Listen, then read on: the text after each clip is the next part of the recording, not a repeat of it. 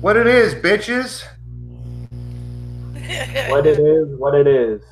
Here we are again for another exciting episode of Conspiracy or Not. Here we come for your listening displeasure. We had a guest tonight, Una Raza, number 2 channel, has decided to cancel literally like hour and a half, 2 hours before we were going live tonight. And to be honest, I don't think he even Skyped me. He left me a comment on the promo video, and we're going to actually go over some of that information. In his comment, he even suggested that we go over his information, and so I think we're going to do that.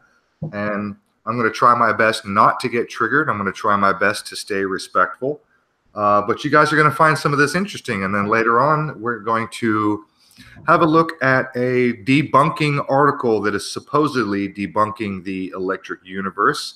And then if we got time, I think we'll probably open up the show, a panel. If anybody wants to come in and spout some bullshit, then we'll probably open it up for that. We'll run with that. I did have a conversation with Iman Pudama. And I know that's a funky name, but basically, if you read it backwards, it's a made-up name. So a made-up name backwards is Iman Pudama. So it's just a channel name, somebody who's been supporting our show and commenting and conversing with me. Actually showed an interest in coming in tonight. So just in case, and I don't know if it's a guy or a girl, so forgive me if I screw up. I'll just say he for now. But if Iman shows up, then and is interested, then we'll open it up. And if he wants to come in and talk, you know, that's a dangerous thing there, Aaron. Oh, look, Outlaw Morgan already. Hey, Outlaw Morgan just asked, when are me and Gandalf going to come on his show and get wrecked? Hey, Outlaw Morgan, I'll come on your show if you promise not to wear lipstick, makeup, wig, and dress. Okay? How's that, sweetheart? Just to let you know, Aaron, that's a dangerous thing to do. What? Go on Morgan's show? No, to have to not have the right pronoun. Yeah, well, actually, you can be put in jail in certain countries right now because of. Might have you arrested. I know. I could lose my job. Well, it's technically a hate crime in Ontario to turn down a tranny at a bar. What? Yeah, so if a tranny comes up to you and says, "Hey, you want to get some of this sweet cheese?" and you turn him, you know what I mean? It. Just call it it. Yeah, so you turn his. Yeah, so you turn Zer down, and if you say that you turned Zer down because that they were born a male, you can be sent to jail for hate crimes. Dang. Dang. So how you guys been? Good, bro. Amy, what you up to lately? How are things? Bring us all up to speed. It's pretty much sitting more or less where it has been. I've got nowhere to go. No offers to take me in. It was ironic that I sent off yet another appeal. I sent off yet another appeal to disability the day before the 72-hour notice arrived on the door. And technically Tuesday would have been the end of the hours because they don't count weekend. And they put on Thursday, and a week ago Thursday. Have not come in. I better the company that the apartment building, and in care of the management company, and then CC'd both the sheriff's department and their legal firm. So, you know, I just explained my situation, and at the end I said, I don't expect compassion and concern and a willingness to let me stay here, but I'm hoping for it. You know, at that time I thought I had a place to land, but it was a couple months in the future. And so I mentioned that, and, you know, I don't know, they may decide to give me a couple of months, but after that, then what? You know, I keep hoping there'll be a third offer for a place to land, and that it be the charm, because, you know, it's kind of nerve-wracking when you have two people say, oh yeah, you can come here. Oh, I've got a place, you can come. And then, oops, no. Significant others keep running and becoming a problem. One, a present significant other, and the other apparently an ex that co-owns the place. So I'm just getting kind of. So I guess right now you're just waiting for the sheriff to get around to Yeah. You know, carrying out the eviction. Yep. Well, hang in there, Amy. We're doing what we can. Have you I guess you've been in contact with some of the people that I've sent you some emails from Jeremy Bentham and Allison Twist. And Yes. Okay, so you've gotten all that and worked all that out. Yeah. I really don't want to be the middleman. I mean, I've had people contact me to try to help you, and it's like, you know what? Here's her email. You work it out. She'll tell you where and how to help her, whatever she needs or wants or whatever. You know, I just don't want to be in the middle of any of that. Oh, I understand. I understand fully, and I guess I can. You know, if somebody wants to get in touch with me again, I'll give out my email address here at the beginning of the show rather than later on. Yeah, go ahead. It's amaterasu101@gmail.com. That's AMATERASU101@gmx.com. GMX, not Gmail. Not Gmail. GMX. Okay. It's out of Europe. I think maybe the Netherlands or someplace like that, as I recall. All right. Maybe put that in the channel description after the show, eh? Yeah, I can do that. Absolutely, I can do that. What? Put my email in there? Yeah. Please don't. I do not want it published like that on the web. Oh, okay. Because bots arrive at emails that are published on the web. Gotcha. Yeah, gotcha. And I don't need that. I want, if somebody conscious and aware wants to help me, they can listen and rewind if they have to. You know, I wonder maybe that's why my email box is so fucking clogged up lately, because I have posted my email either in description box or in comments, and I have posted my email publicly. I've had people contact. In fact, Jeremy Bentham said he found my email post somewhere. Right.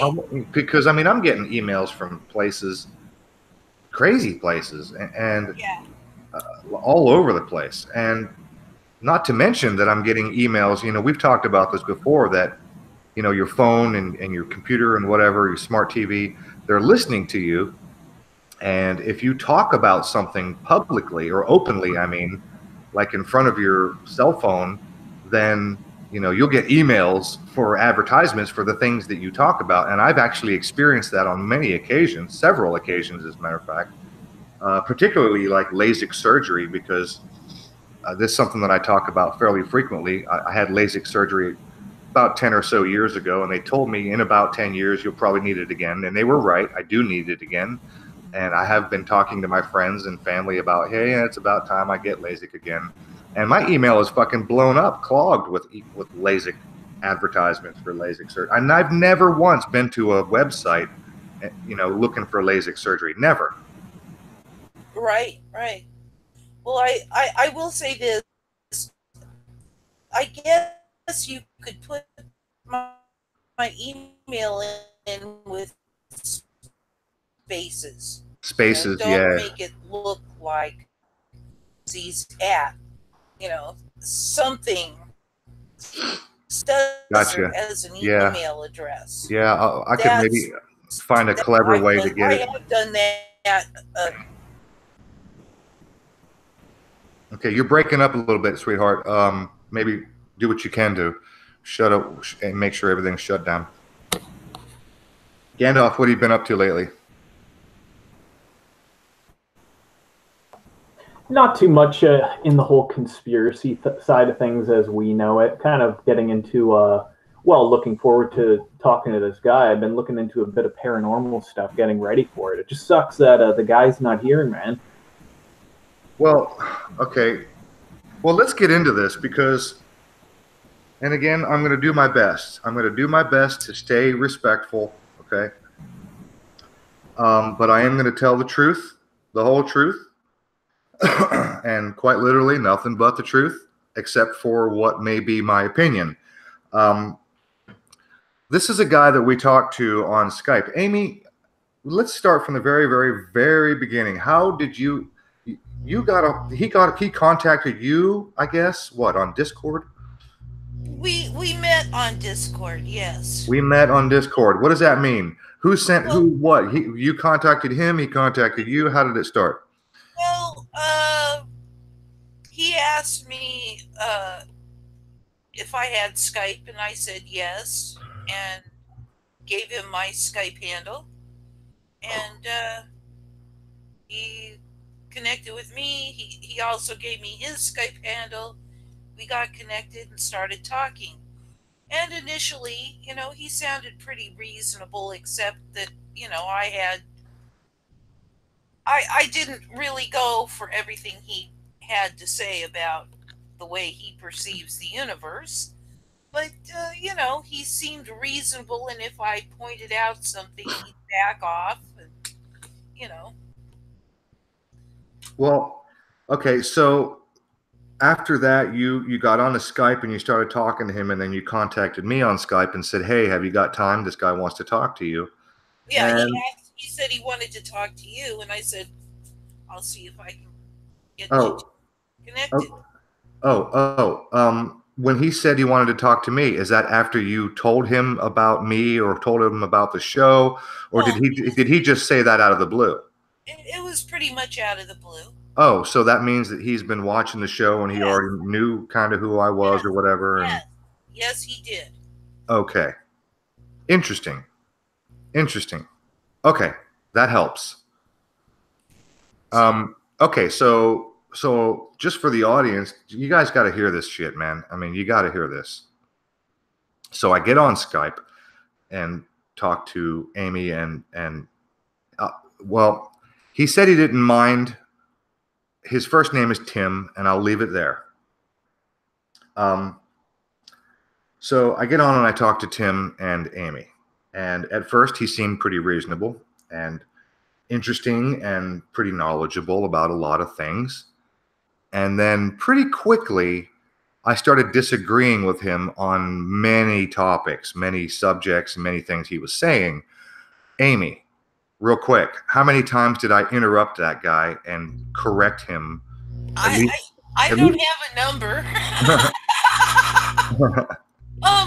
But certainly I put it, guessing at 15, 20. Okay. All right. Fair enough. It was a lot.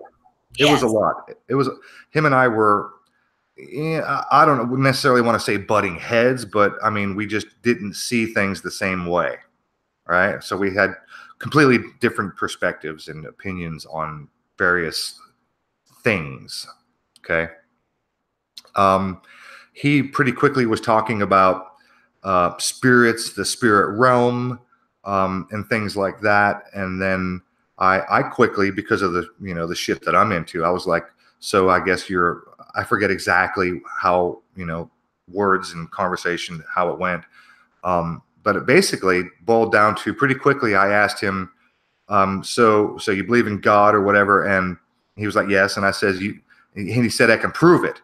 I said, oh, really? Do you want to come on the show and debate me on that topic? And he immediately answered, yes, sure. Right. So that's kind of how I thought this was going to go. And then, I mean, I could go through the whole Skype conversation between him and I, and then it sort of shifted from, are we going to do a debate? Are we going to have a conversation? Is it going to be a college, you know, your standard college debate where everybody gets, you know, 15 minutes each, yada, yada, yada. And I was like, you know, I'm open. I don't really care. It just doesn't mean that much to me. It's however you want. I'm easygoing. Didn't care particularly if it was, you know, a standard professional college style debate. Just really wanted to have a conversation. I wanted the guy who claimed he could prove God to come on and debate me on that topic. And so he started sending me links and information and videos and things to look at. And I got notes that I was taking during that original live conversation on Skype and some of the things that he said. And I took down some notes on some of the things that he asked me to go look at. And I looked at some of them. I also gave him some things to look at. And later on Skype, I asked him, did you look at this? Did you look at that? And he actually never answered back yes or no. The conversation shifted and he never really replied with an answer. It's kind of interesting because I want to show you this. On tonight's promo, the promo that I uploaded for tonight, he responded, or he commented to me. I'm going to have to screen share. Give me a second. Share, present. So tell me when you have this. I see it. Okay, so he says, blow that up a little bit. He says, sorry, excuse me. He said, sorry, but I'm going to have to cancel for today as something far more important has come up. And you'll notice here it says 2 hours ago. Damn it. What did I do? You clicked. Just stop. All right.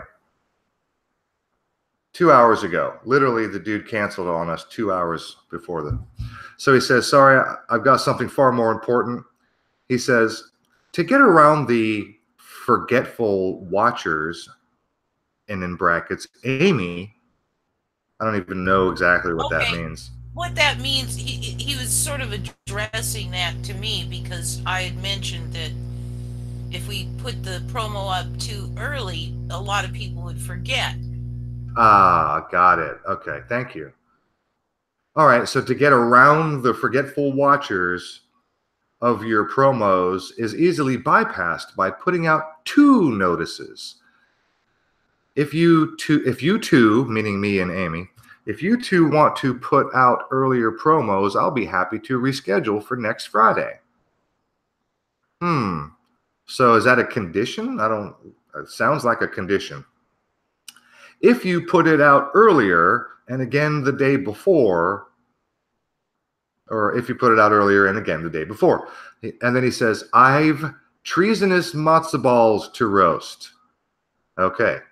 So he's got some treasonous matzo balls to roast. Matzo balls is just a snarky way of saying somebody, I think. He's got a little bit of a sense of humor. So he's got some treasonous balls to roast. These fracks just killed another military leader, this time a general that made comments in the press. He was not there to stir up shit. My words, not his. TTFN. Admiral Sterney is just one of many he's found. And then he says, your comment in the description is rather weak and indicative you've gone through little of the vast evidence provided. So before I go further, I just want to show everybody my comment that he's referring to. My comment in the description box is this. This should be really interesting. I'll say no more. And that's what I said. So does anybody in their right mind think that by this comment right here, is that indicative that I have not gone through his material? Does that in any way allude to whether I did or did not go through any or all of his material? I can't see as how it gives any clue, any direction. Right. So, I mean, that's just weird. So he goes on to say the numeric patterns can be seen by just about anyone, regardless of their knowledge of Kabbalah and the craft. Well, that's interesting because he seems to be the only one that's noticed these things. If it's that fucking obvious, how come not everybody knows it, right? How come it's not obvious to everybody? Because it's not. I mean, it's just not. If you have questions, feel free to post them on Skype. Later, P.S. Amy seems to be too stressed out to even think, and my patience is waning with typing and retyping your questions, minus ad hominems. Well, I challenge you right now. God damn it, I can't. Hang on. Uniraza. I challenge you, Uniraza. Where have we dropped ad hominems? Right? Yeah, I do not recall any such. And for the record, I hope he understands the difference between an ad hominem and an insult. Neither of which, pretty sure. I mean, I've got some salty language, and I don't feel suppressed expressing that. But I don't do ad hominems, and I will occasionally insult, or I'll say things that can be taken insulting, but no ad hominems. Anyway, he'll be happily answered. Marzinski is my friend and is a therapist of 35 years. Implying he hallucinated is below the belt, considering the years and the book you were sent, 30 Years with the Dead. And by the way, I'm going to get to this. Marzinski, we're going to talk about that because I've got notes, big time. He sent me a video. It's about an hour long. I spent over 2 hours going through that video, replayed several parts more than once so that I got the words right. And I've got several pages of notes that I had issues with many things that were said in this interview. I might even play part of it tonight. So Marzinski is his friend. He's a therapist of 35 years. Implying he hallucinated, and I did. I implied that he hallucinated. Actually, I asked the question because he wasn't clear in the interview. I didn't imply. I asked the question. But okay, I implied. The question is implication. He says it's below the belt, considering the years and the book you were.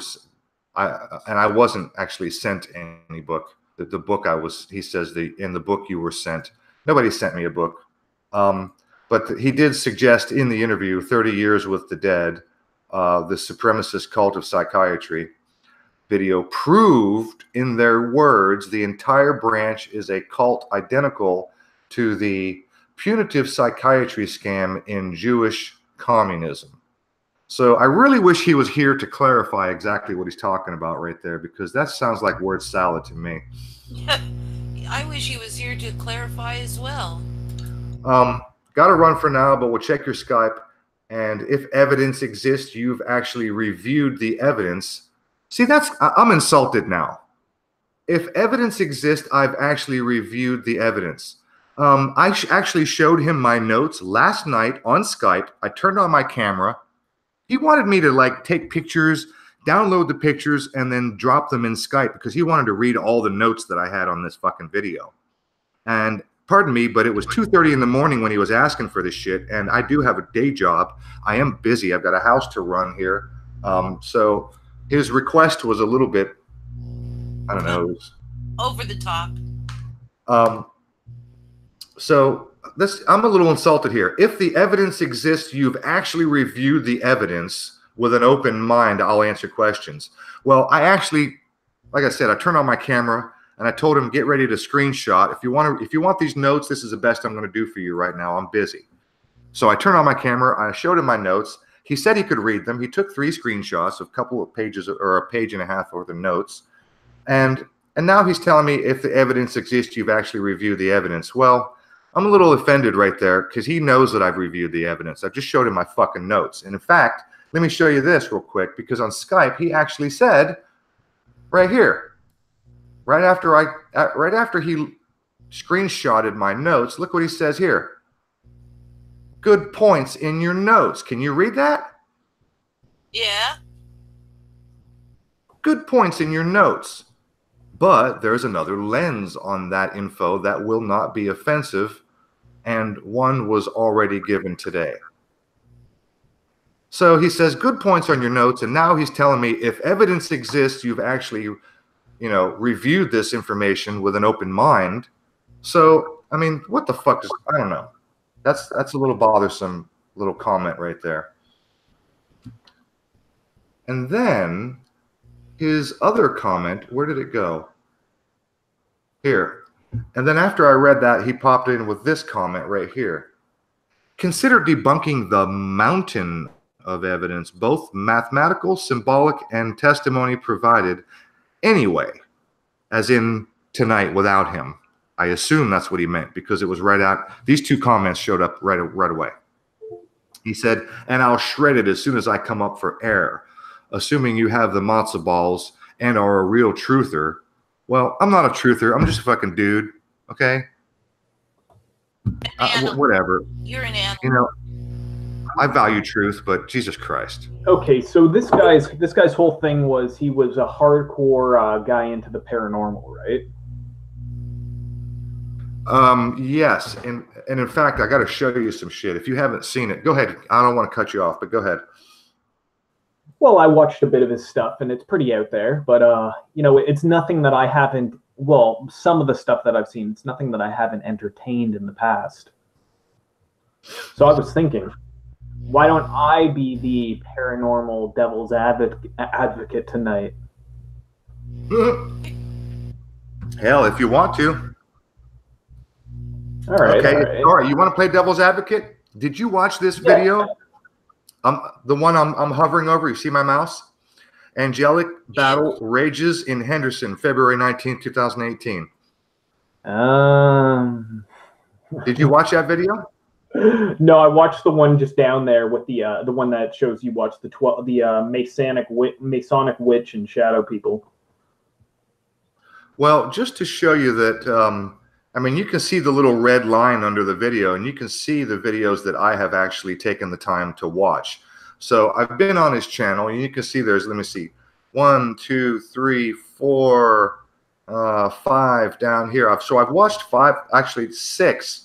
So I've watched 6 of his videos, and then I spent 2 hours going through the video he sent me in Skype. So you want to play devil's advocate, Gandalf? Let's watch this video. It's only 1 minute long. Now pay attention. This is a split screen. On the left-hand side, you see some traffic. Okay, right where my mouse is. And then on the right-hand side it's a split screen, which basically gives a large view of this picture in the sky. On the left side, you see these tiny little dots on the left side. I'll go full screen here.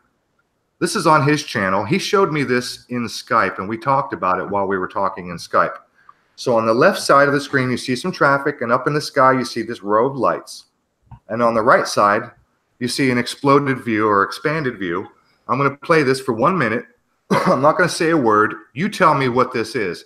Now, remember, the title is the video, Angelic Battle Rages in Henderson. Ready? All right. Drop it. There's no sound. It's only 1 minute long, so just watch.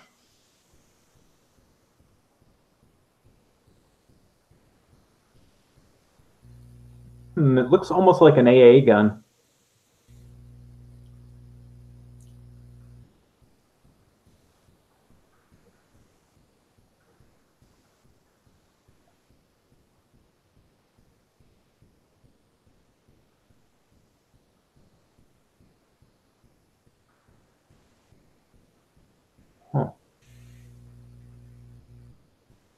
Now, is this him filming this right here? I don't think it is him filming, because if I remember in Skype, he did say, and Amy, back me up if I'm wrong, he did say that the guy who filmed this said or claimed that his window was down. So that's what he told me. He said the guy that filmed this said that the window was down. So he's sitting in his car filming this. I'll play it again. It's only 1 minute. He did say that. So I don't think it was him that actually filmed it. He said the guy filmed this said that the window was down in his car. So this is a guy sitting in his car filming this. Well, because of the direction that it's going, I would say, yeah, Lenny from Canada saying possibly a meteor breaking up. I don't know. It's hard to know exactly what this Lenny's is. in the chat? Yeah, it's hard to know what the hell this is, but it could be some kind of angelic being fighting with demons of some kind.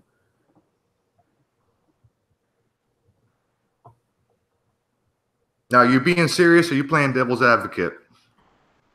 Well, I'll leave that up to you to decide. Hey, Lanny, you want to come in here? Yeah, anybody who wants to come in, join in, because we're fucking winging her tonight, boys and girls. Yeah, well, like, I give a lot of credence to a lot of these UFO videos, except your fucking video, you snake, that you uploaded. Fucking amazing. That was an awesome upload. Yeah, well, like, come on, like, I've seen so many bizarre things in the sky that, you know, I have no doubt that there's some kind of weird shit going on, and I don't think it's all government created fucking vehicles, you know what I mean? All right. Enough with the devil's advocate. Do you honestly think that this is actually some kind of paranormal thing? No, like, when it comes to these things, it could be some type of electromagnetic anomaly in the sky, similar to how you see the aurora borealis. You know, it could be. I mean, does it not occur to you that this is traffic lights, headlights reflecting off the glass of the car window? Oh, fuck, you might be right, man. I'm gonna guess that that's what we've got going on. Oh, I never thought about that, for fuck's sakes. Now, I'm gonna start it again. I want you to consider on the left side of the screen, watch my mouse. Over here on the very left side. Now, consider for a moment that off camera, that you can't see it, a little ways off camera, there's a street light, because obviously there's a row of cars that are stopped, probably at a light, a traffic light. Okay? Okay, play this again. Play this one Now more watch. time. Now look at my mouse up here on the right side, top right corner, okay? I want you to notice how these lights start to move. The first light moves, and then the second light moves, and then the third and fourth light move, and then the rest of them all start moving, just like traffic. Yep. And then a moment later, you see lights come the other direction, and a few seconds later, 1 or 2 seconds later, after lights come the other direction, you see cars move down here. So if you imagine for a moment that there's a traffic light a little ways to the left of the screen off camera, the light goes green. It takes a second or two for those cars to get up to this area where they're seen on camera. And that's when you see the lights over here come the other direction. Now watch. Here we go. Watch. The first light moves, and then the second light, and the third light, and then the fourth, fifth, and then the rest start moving, just like traffic. And then here comes the traffic the other direction. Now here there go the cars. Oh, what a prick, man. I mean, come on, really? You can set that to go slow-mo. I don't even need to. No, I think this has been thoroughly debunked. You know, the interesting thing was that when I talked to this guy on Skype, Lanny, do you want to come in here? You want the link, bro? You want to come in and hang with us for a minute? Yeah. Hey, Karen. Anybody who's down to join in, just say down, and yeah, you can come in. Yeah, I'm pretty sure this has been thoroughly debunked at this point. Hi, Karen.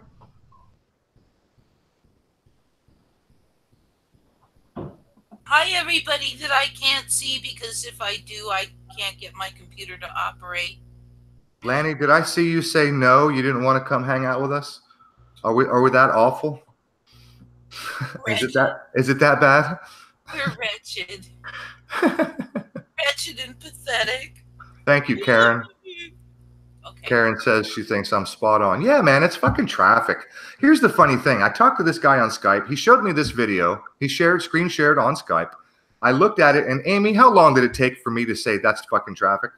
Oh. Seconds. Yeah, I was going to say if it was 10 seconds, I'd be surprised. Okay, and what was his response to that? This is the surprising thing, dude. He accepted. He was like, yeah, I can see that. Yes. I forget exactly what he said, but he seemed very reasonable. He was like, yeah, I can actually see that. He agreed with me after I said, no, I'm sorry, this really looks like, and then I pointed out, I said, look how the lights move. The first light moves, and then the second one, third one start to move, and then the fourth one, fifth one, sixth one, and then everybody starts to move, just like traffic. When the light goes green, the first car moves, and nobody can move until people are out of their fucking way. So the next car and the next car, and then everybody sees, okay, here we go, and they all start drifting forward, and then you can see them speed up. Let me play it again. Watch. Oops. Where'd it go? Watch how not only do the lights move one to the next, and then everybody starts moving, but notice how they accelerate, just like traffic. Watch. Keep your eye on the top right corner. There they go. There they go. Now watch. The cars back here, they start moving, and then they speed up. Yep. Those are flares, man. Those are windshield flares. The dude is filming this through his fucking windshield. Yeah, this guy's a fucking troll. Whoever put this video up is a troll, man. Yeah, this is cars. There's no doubt about it. This is cars. You can even see the double headlights. Yeah, yeah. You can even see if you know what? Let me see. I'll slow it down. Okay, what you need to understand is when it comes to UFO videos and specifically UFO channels is there's a lot of trolls that do these types of videos. Of course. This guy's not retarded who's ever filming this. This guy is a troll, whoever put this video up. Look at the lights going the other direction. They're double lights. Yep. They're headlights. Yeah, and even when when it flares there, it looks like that's probably a Hummer with fucking high beams on. It looks like a reflection on glass of lights. So yeah. It could be a semi. Look, these are all double lights going the other direction. Those are headlights. Okay, well, what do you guys think about the Phoenix lights? Fuck. That's a different story, but I will say that if I were to ask to give my highest probability, I would say that the highest probability is that it's some electrogravitic technology that we have. And that they're messing with us. I honestly think that we're being trolled by the government, to be honest with you. Exactly. Well, because look, let's be real. First of all, I don't think that they were alien. I do believe that we, the government, whatever, probably has, like Amy says, electrogravitic technology that can, create craft that hover around it silently. Large craft, quite possibly. It wouldn't surprise me at all. Okay, I don't know for sure, but it wouldn't surprise me one bit. And second of all, if it was, if it was aliens, you would see helicopters and fighter jets buzzing that thing immediately. right? Those Phoenix lights, they hung around for a long fucking time. So the government would not hesitate to be up there in the air, interacting with it, okay? So that's number one. Number two, if it was a government craft, they're trolling us because the government knows full well that people are into aliens, okay? And so what are they doing up in the sky over Phoenix, which has a population of 3 or 4 million people? Yeah. Right? Why the fuck would the government hover a bright light craft over a highly populated area of Phoenix, Arizona, and the weather is very good in Phoenix. You see warm summer nights. People are out and about. Why? That government is trolling us. That's what that is.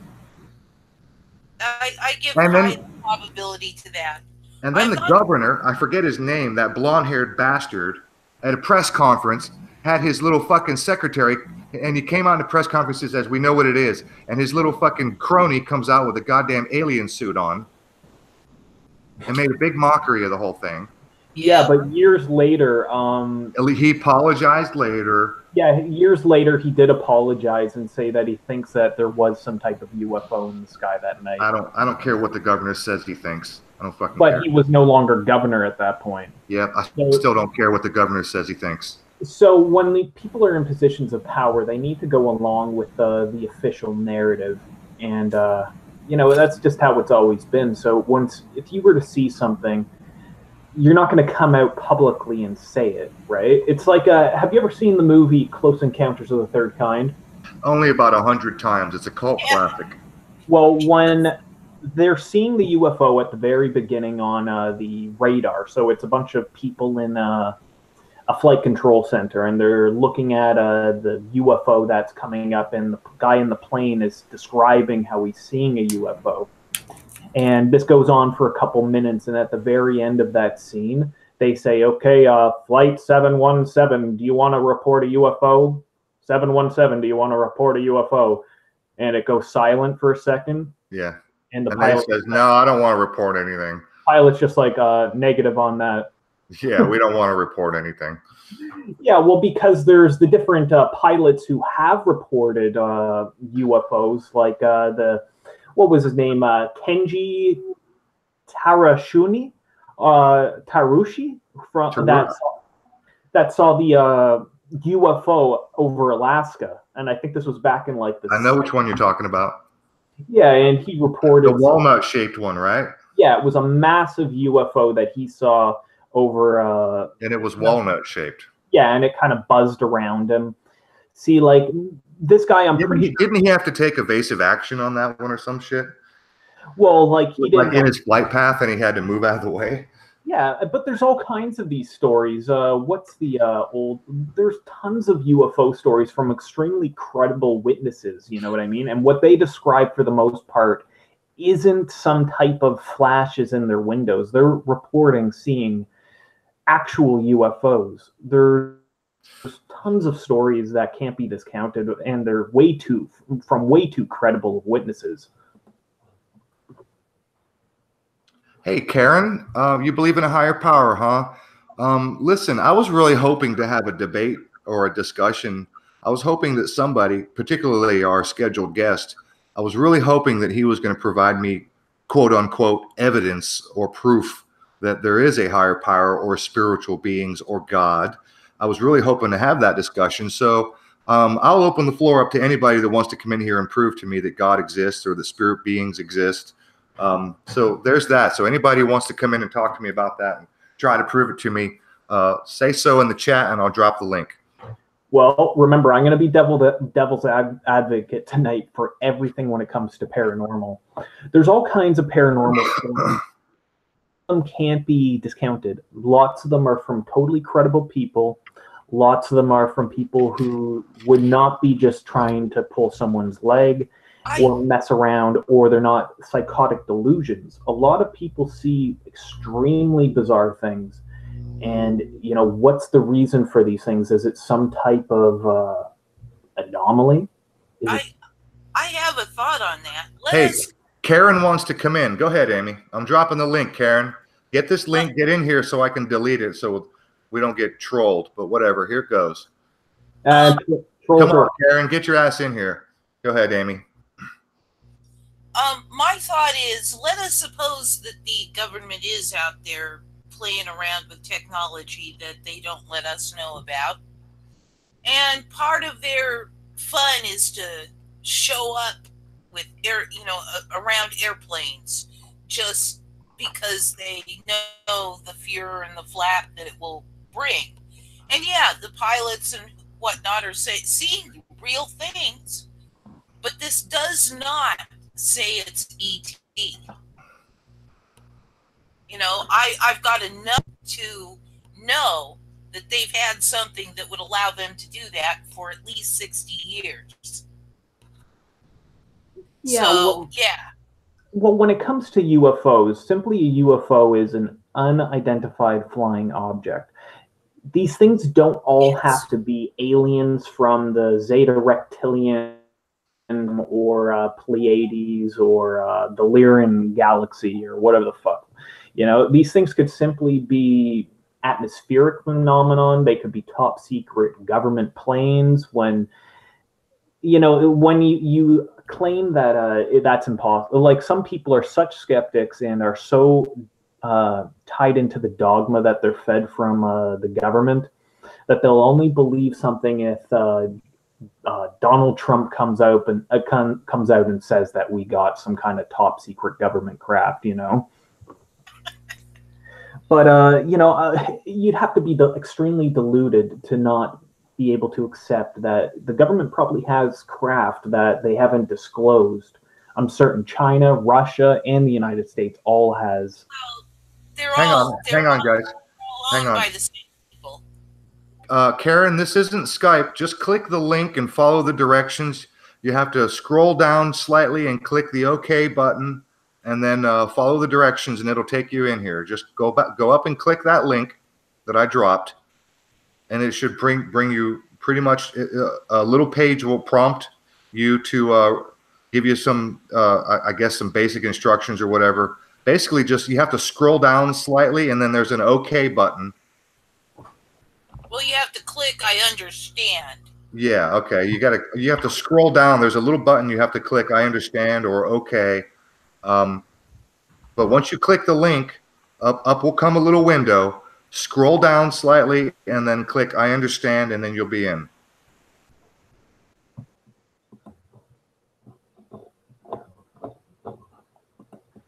I'll give her some time. There's a lot of these stories, though. We got into it slightly about Bigfoot, but when it comes to like Bigfoot and whatnot, like that's only one aspect of the massive amount of stories. Like there's all types of these. There's entire people that devote all of their research to cryptozoology, which is the study of strange creatures, like unexplained phenomenon and whatnot, right? Like, so we're not just talking about, say, a Bigfoot. We're talking about like Loch Ness Monster. We're talking about the Jersey Devil, the Wendigo, and so on and so on. Like it's Bigfoot's the tip of the iceberg. UFOs are the tip of the iceberg. Chupacabra. Oh yeah, chupacabra. It's okay. It's okay, Karen. It's going to open up its own page. You won't be watching. No. When you click that link and finally get on the panel, she's not savvy. She doesn't understand. So sorry to interrupt you guys again. Trying to help her out to get in here. Yeah, it's going to take you to another page, and then you scroll down and click I understand, and then join the chat or join the call. And we are free. You're also welcome to come in if you want to, because the comments you're leaving in the chat right now, I would like to address those. Actually, I think we're all here for a reason. We Are Free says. I only wonder why. Why do you think we're here for a reason? Why does there have to be a reason? I think it's a human construct that we have to be here for a reason. I don't feel that we have to have a reason to be here. There doesn't have to, I just don't see that there has to be a reason. I think we create our own reason. We create our own reason. That's right. We're here. We have friends and family. I've got dogs and cats and a wife and a house. people who love me and people who, you know, rely on me. So that's my reason. I'm here because I'm here. And if there's any reason for me to continue being here and not, you know, commit suicide, the reason would be that I have people who love me and need me and rely on me. That's, you know, that's that. So. And I have a reason to be here. And what's up? What's up, King Nine? Well, yeah, King Nine. If King Nine wanted to come in too, anyone. I think we should keep this open to anyone who wants to come in and discuss the paranormal. You know what I mean? Anouk the Lioness. That goes for you too, Mr. Anouk the Lioness keeps showing up without a comment a whole bunch. Maybe the Men in Black are silencing their comments. Oh, where did it go? I'm going to actually... Where did it go? Wasn't that far up. What do you guys think about the vanishing Men in Black stories that there are? I don't know about vanishing Men in Black. I just know that people have reported they've shown up and then left, but I didn't hear anything about vanishing. Well, there's the story of the Phantom Meter Readers, and this was a big story that was big in the 80s, where people would be just standing around, like in their house. They hear a knock on the door. They go to the door, and someone says that I need to read your meter. And they let them in, and there's like, oh, okay, well, my meter's in the basement. So the meter reader goes down to the basement, and the person's standing around. It's maybe half an hour, 25 or an hour later even. And they go down to the basement, and there's no way that the guy who went down to their basement could have got out of their basement, but they're vanished. Like they were never there. Or there's a lot of the stories, there's hundreds of them, where people would then go down to the basement going like, hey, it's been like half an hour. What the hell is this guy still doing in my basement? And they go down to check on the person that is supposedly there to read their meter. And there they are starting up the stairs. Then there's the stories of the numerous amounts of Men in Black encounters where the people are said to simply vanish into thin air. Like, I'd like to know the what's the issue behind that, right? Well, I guess I first of all, been keeping up with that sort of. First of all, Gandalf, when you say what's up with the issue with that, first of all, you have to establish that there is an issue. So far, all we have is a story. Anecdotes. Right? It's an anecdote. It's unsubstantiated. So as far as I'm concerned, it's not an issue. It's a story. And when it can be confirmed and substantiated, then we have an issue to worry about. The stories are interesting. They're fun to contemplate. They're entertaining. But ultimately, what it really boils down to is a story. And this is part of the problem I had with our guest, the guest that canceled tonight. And King Nine, the link is above you. You want to come hang out with us? You're a cool dude. Come hang out.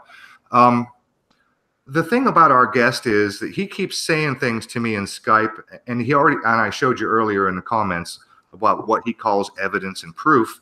I think he has an issue with what actually constitutes evidence and what actually constitutes proof. And you brought up the story with the Men in Black, Gandalf. When you tell me a story, and I've heard them too, when you tell me a story of Men in Black did this and then they disappeared, they came to read your meter and then they disappeared, whatever, they showed up and they knew things that nobody would know, et cetera, et cetera. These are stories, man. These are unsubstantiated stories. Nobody has anything on videotape. Oh, there is footage of them on videotape. Bring it. Bring it. Yeah, bring it. And don't show me that fucking CCTV camera footage of two guys with fedoras walking into a store shop. Okay, because that proves nothing. I want people on film disappearing. Well, I don't have anything like that. You know, I'm going to have something a little bit more compelling than two guys in fedoras walking into a storefront.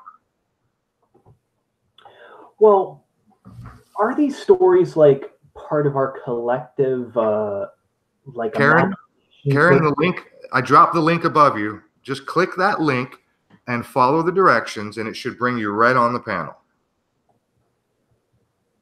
Oh, your phone? You're on your phone? Sometimes people have trouble with their cell phones in these Hangouts. All right, King 9 is eating, so I'm going to go and delete that link. And I'll drop it one more time for Karen. But Karen, if you're on a cell phone, you may actually have a real hard time getting in here. We've had problems with Laz Valdez and some other people trying to get in the Hangout on a cell phone. Yeah, yeah. For some reason, cell phones are not optimal. Go ahead, Gandalf. Well, you know, when it comes to a lot of these stories, I guess it is in the eye of the beholder. So when you have your own paranormal experience, you're gonna bring that story forward, and it's up to the person that's listening to believe it or not. I don't think that really anyone can believe anything in regards to the paranormal unless they're extremely I wouldn't say naive if you haven't had your own experience, but it's rare for someone who hasn't had their own encounter with something bizarre, out there, paranormal, to be able to even give someone else's story the light of day. You know what I mean? So if you haven't seen a UFO, a strange light in the sky, if you see these shows, you hear these stories about people seeing their own UFOs, you're going to just be like, that's fucking insane. There's no way that this is possible, right? So my opinion is, like, I'm open to any of these things. The only thing I ever had relative to UFO-like stuff was a number of years ago. I was standing out on the balcony at the apartment I was in at that time, and I was looking west, and I saw this to the southwest, and I thought, oh, cool, you know, I like stars. And then it got brighter and brighter and brighter, and I'm like, oh, it must be like a meteor or something. How cool. And then suddenly it veered off, going northward. And it was very rapid. And I thought, well, it must have hit the atmosphere, and, you know, it hit just right that it was going that direction. I mean, it was still kind of a little weird, but I wrote that off.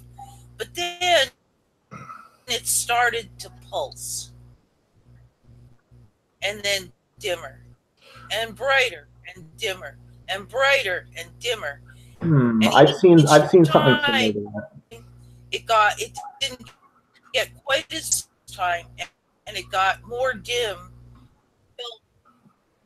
Now, and then it just, by the time it hit the northwest, it was. Well, Amy, you're kind of breaking up a bit. It didn't look like anything I'd expect out of a meteor. Amy, you're breaking up a little bit, but I just want to ask you quickly. The whole behavior was just. Oh, I'm sorry. Amy, I just want to ask you, though, if you had never seen that, would you give as much attention to other people's UFO stories? No. I've always been a major sci-fi fanatic. So, yeah, my computer went to 100%, but it's dropped again, so you should probably hear me just fine. Anyway, I don't know. It's hard. I mean, I always wanted to believe in UFOs. I wanted to believe in ET and all of that, but I couldn't say for sure that if I hadn't had that, I'd be any different on my interest in lending credence to things. I'm just saying, as I watched that, I knew that it probably wasn't a meteor. I don't know what it was. It was traveling way too fast to be an airplane. I mean, it managed to make it from the south west to the northwest in about 10 seconds. And I'm like, wow. Was that daylight or evening? It was Was it broad? It was just past. Well, it was dark enough that any sun. Twilight. So twilight. I would say even more closer to night, but it had just twilight. Have you ever seen a satellite or the ISS fly by? Yeah, but I have never seen it stay in one place. Oh. Okay, so it stayed still and then it moved? It stayed still and just got brighter and brighter. And then in 10 seconds, it bounced to my right across the sky, getting brighter and dimmer, brighter and dimmer, brighter and dimmer, brighter and dimmer, and then bright until it. How long were the intervals in between getting brighter and dimmer? Oh, not much. So would it get really bright and then dim down, really bright and then dim down? Yes. Okay, I've seen the exact same thing. Kind of a pulsation of light. Yes. Yeah, these things could be anything. You know what I mean? Went along.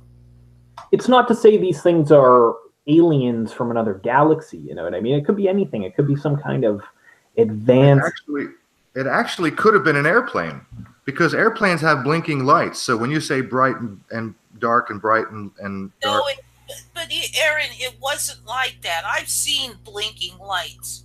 It would flare up and then dim down and then flare up. And it disappear at any point until right at the end when it got dim and disappeared. Okay. Well, listen. So I know what airplanes look like going by. That wasn't it. I want to answer We Are Free TV real quick before we move on, before too much time goes by. Okay. We Are Free mentioned something above about the North Star being Lucifer. I said in the chat that Venus is Lucifer, and here's my evidence, or here's my proof. Venus rises before the sun on the horizon. Venus is literally the brightest light, or AKA star. It's not really a star, but you could consider it a wandering star. Venus, you know, to the ancient pagans, it may as well have been a star. They called them wandering stars. So Venus rises over the horizon before the sun does. And in the Bible, it says Lucifer exalts himself above the Most High, which in the Most High is actually the sun at high noon. So in the morning time, which, by the way, Lucifer is the light bearer or the light bringer. So Lucifer shows up over the horizon before the actual sun, and then the sun comes right behind. So Venus brings the sun. He's the light bearer, and then he exalts himself above the Most High. And again, in the Bible, Lucifer is cast out of heaven. In other words, once you reach the high noon position, everything goes down from there. So Lucifer is now cast down into hell. It's all astrotheology. All of it. Well, of course, all religion is no doubt based off of mostly off astrology and the observance of the sky. You know, that's why they talk about things. You know, God in the sky. He's up high above. You know, he gives the heat energy, and then he gives the darkness, and all mythology, all from the Egyptians to the Greeks, all bases everything off of observing the sky, you know. So like, look at you know, how we now, like, we call like the sun, like we call God like or we call Jesus the Son, right?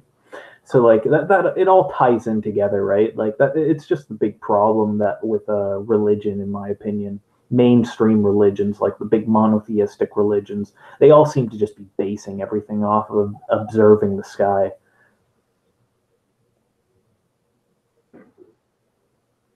Also, I'll say that Saturn is Satan. Yeah.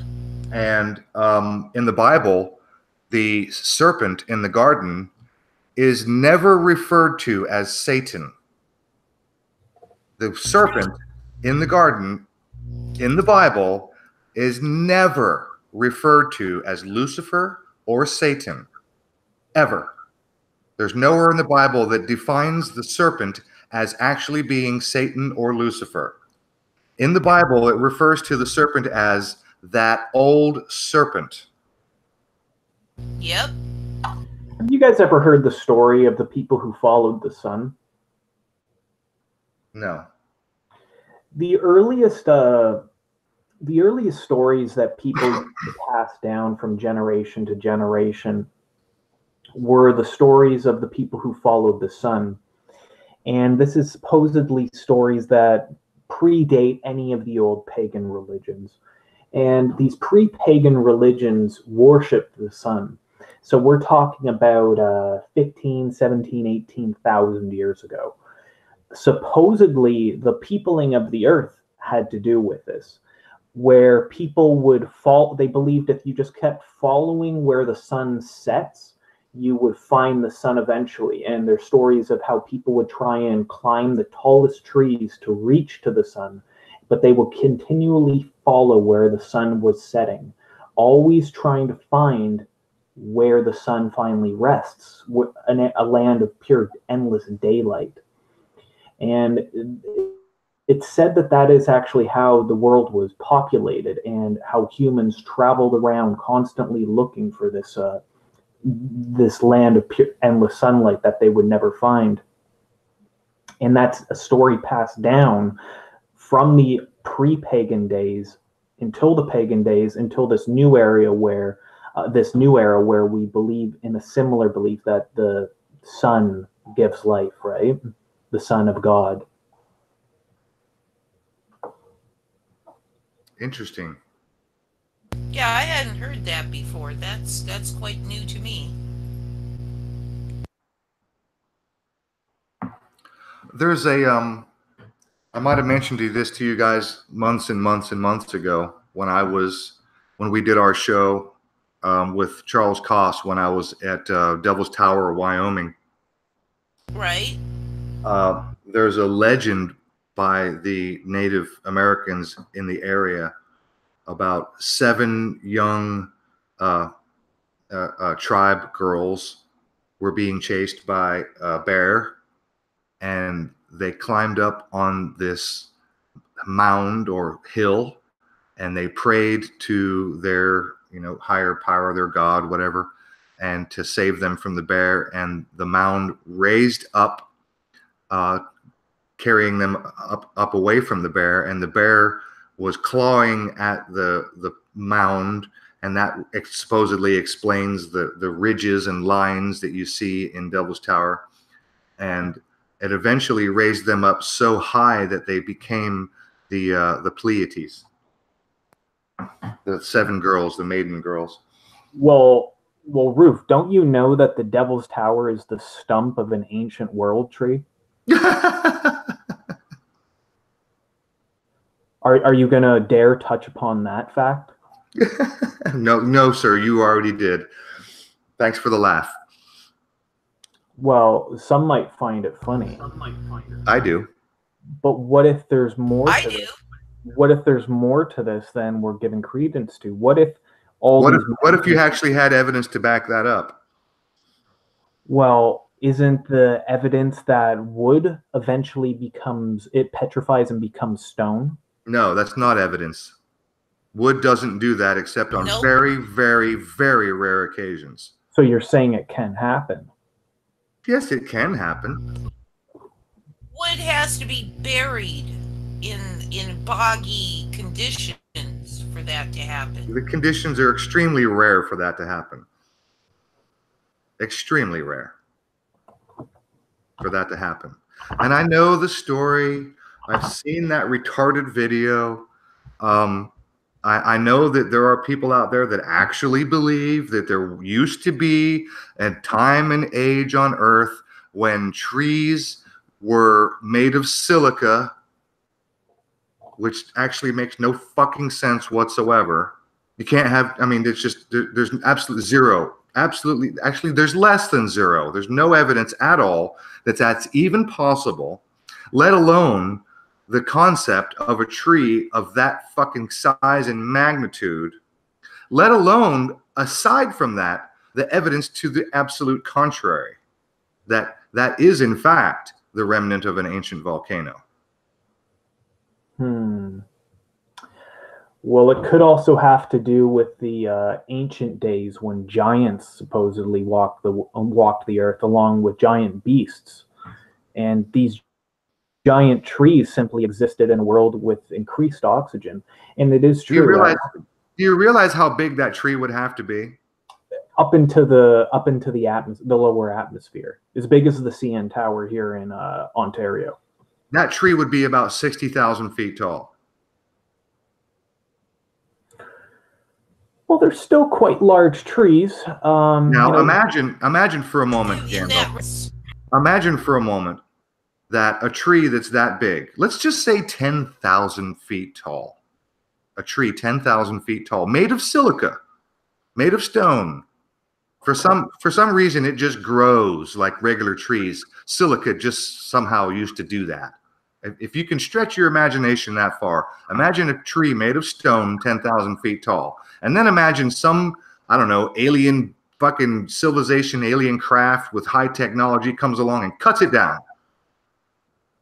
Right? First of all, why would they do that? Second of all, you know what happens when trees fall? There's debris everywhere. Branches fall and break. There's absolutely zero fucking evidence that that thing is any kind of a tree. And why would there be just one? I mean, nobody's pointing to... Sure, where are the others? Forests of these things. Sure. That's not true. That's not true at all. Look at all the mountains all over the earth. These were all world trees. There were forests of these things. Gandalf, you do understand, I know you're probably fucking trolling me right now. You're playing devil's advocate, but I mean, seriously? You're trolling me, right? You're trolling me. I'm thinking. The theory that all these mountains are really just the stumps of the world trees. Pish. Posh. Pish posh. Oh dear. No. You know, Gandalf, if that were the case, then we could find the root system. You know, you could dig down. You could use ground penetrating radar. You should be able to find the root system. Yep. I would think. Well, I imagine you would be able to do so. You know. But the root system would simply be, the earth itself, because these things have become stone. Like, it's been so long since the world trees existed. We're talking hundreds of millions of years. No. NPC alert. NPC alert. Okay. What's NPC? The NPC is... Character? No, the NPC is this new meme or meme that the Trump supporters over on 4chan created, and it's supposed to be non-playable character. Yeah, non-player character. Yeah, it's supposed to depict that basically the vast majority of people are morons and they're non-playable characters. Non-playable characters are a big thing in role-playing games, PC games. Yes, that's where it came from. Yes. Yeah, you can only interact with them. You can't play them. So you'll run up to them and they'll say a couple lines of text, and then you can't really do anything else with them. They only keep repeating the same thing over and over again. So it's supposed to depict that the vast majority of people are morons. Okay, yeah. NPC, yes. I kind of like the QAnon NPC meme. I guess I missed that too. I'm sure my life is much impoverished for that. Well, it is, Amy. If only you knew the power of the memes the Trump supporters share on 4chan. Well, don't you know that Donald Trump is actually playing 4D chess at all times? Even though that it does seem that he's like a colossal he's a colossal failure and that he's a joke and that he's like a moron put into power by some kind of like banker oligarchy that is using him as a puppet. Even though it seems that way, it's not the truth. He's really playing 4D chess at all times. Sure. Okay. They killed Kennedy in broad daylight, but Trump, he can go against the world powers with no problem. Sure. It's because he has the military, he has patriot elements within the military that are supporting him. Sure, okay. And Kennedy didn't have any support. No one supported Kennedy. Bullshit. Well, he's not changing and revolutionizing the world as much as Trump is. Kennedy was, he probably was working with the deep state. You know what I mean? And it's the Patriots. Yes. It's the Patriots that killed Kennedy, not the deep state. The Patriots killed Kennedy? Yeah, the Patriots. Right, if you're about to get kicked out of this chat, you keep this up. I'm enough with your devil's advocate. Don't make me eject my co-host. Well, for every opinion, somebody's got one. You know what I mean? So it's really. There's going to be so many different contrary opinions. You know what I mean? So I'm playing the devil's advocate because you're playing devil's troll right now. All right. We're getting trolled by Satan's troll. Yes.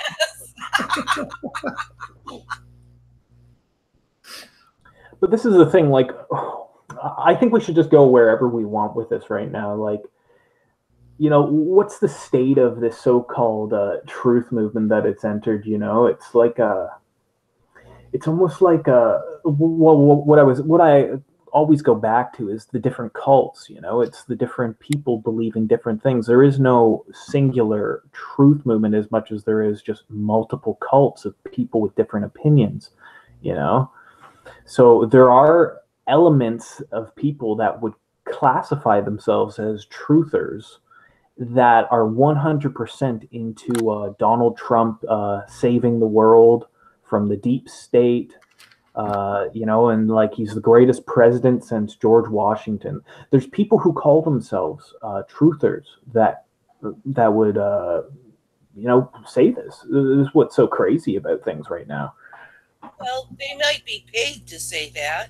Hey, you guys, we might have a flat Earth debate. John LeBon's in the chat. John, you still in here? John LeBon showed up a minute ago. Well, I asked him if he wanted to come in. Oh, okay. I see that. Yeah. John, you want to come in here? Come on in here, John. Let's talk about it, John.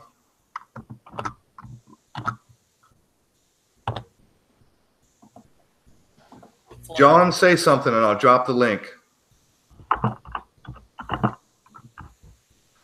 And if you don't, I'm gonna move back. I'm gonna digress because listen, guys. Our guest tonight canceled at the last minute for those who were just joining. Our guest tonight gave me a video to watch. Actually, he gave me a bunch of stuff to look at. Admittedly, I didn't look at all of it because, for Christ's sakes, I'm one guy. I got a life, okay? I don't know what he expects out of me, but he accuses me of not looking into his shit.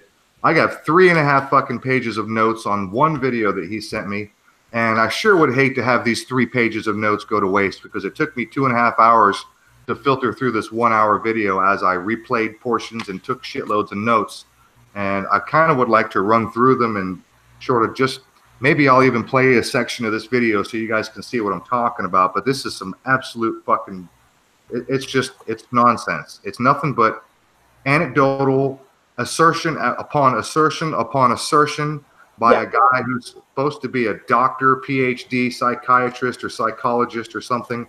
Well, yeah, the guy was supposed to be the guest. So, yeah, go through that right now. Okay. Yeah, let's do that. And then if John LeBon doesn't want to come in here, because if John comes in, then I'll forgo all this shit. Because I know if John comes in, it's going to be an interesting conversation. Oh, yeah. Cookies. What's up, Cookies? Well, let me see. Maybe give me just 1 second and real quick. SS. I asked you a question earlier. I might have missed it. Did you answer me? SS 1964. We were having this really cool conversation. That conversation is gone. Did you delete your thread, dude? I'm just curious. And in the meantime, Gandalf, keep an eye on the chat while I set up the screen share, because if SS replies, I won't see it. I am going to go and find this video. I want to play a portion of this video so you guys know what I'm talking about.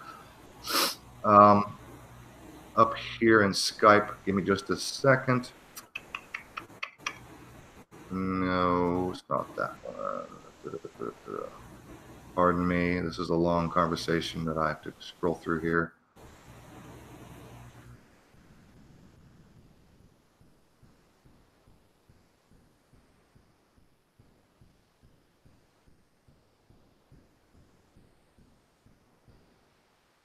Maybe it's this one. Hang on. 30 years of evidence from an MD that found electricity that had the same effect as his mental patients. Maybe it's not that one. Maybe it's this one. Okay, it's up here. It's this one, maybe. Let me see if that's it. Proof spirits. Sorry, bear with me. I think it's this one. Yes, it's this one. I got it. All right. Okay, let me put Skype away. Screen share. One more second, you guys. I'm going to play a portion of this video. I might skip around just a little bit because it's an hour-long video. I'm certainly not going to make you suffer through the whole hour. But check this out for a few minutes. Just check this out.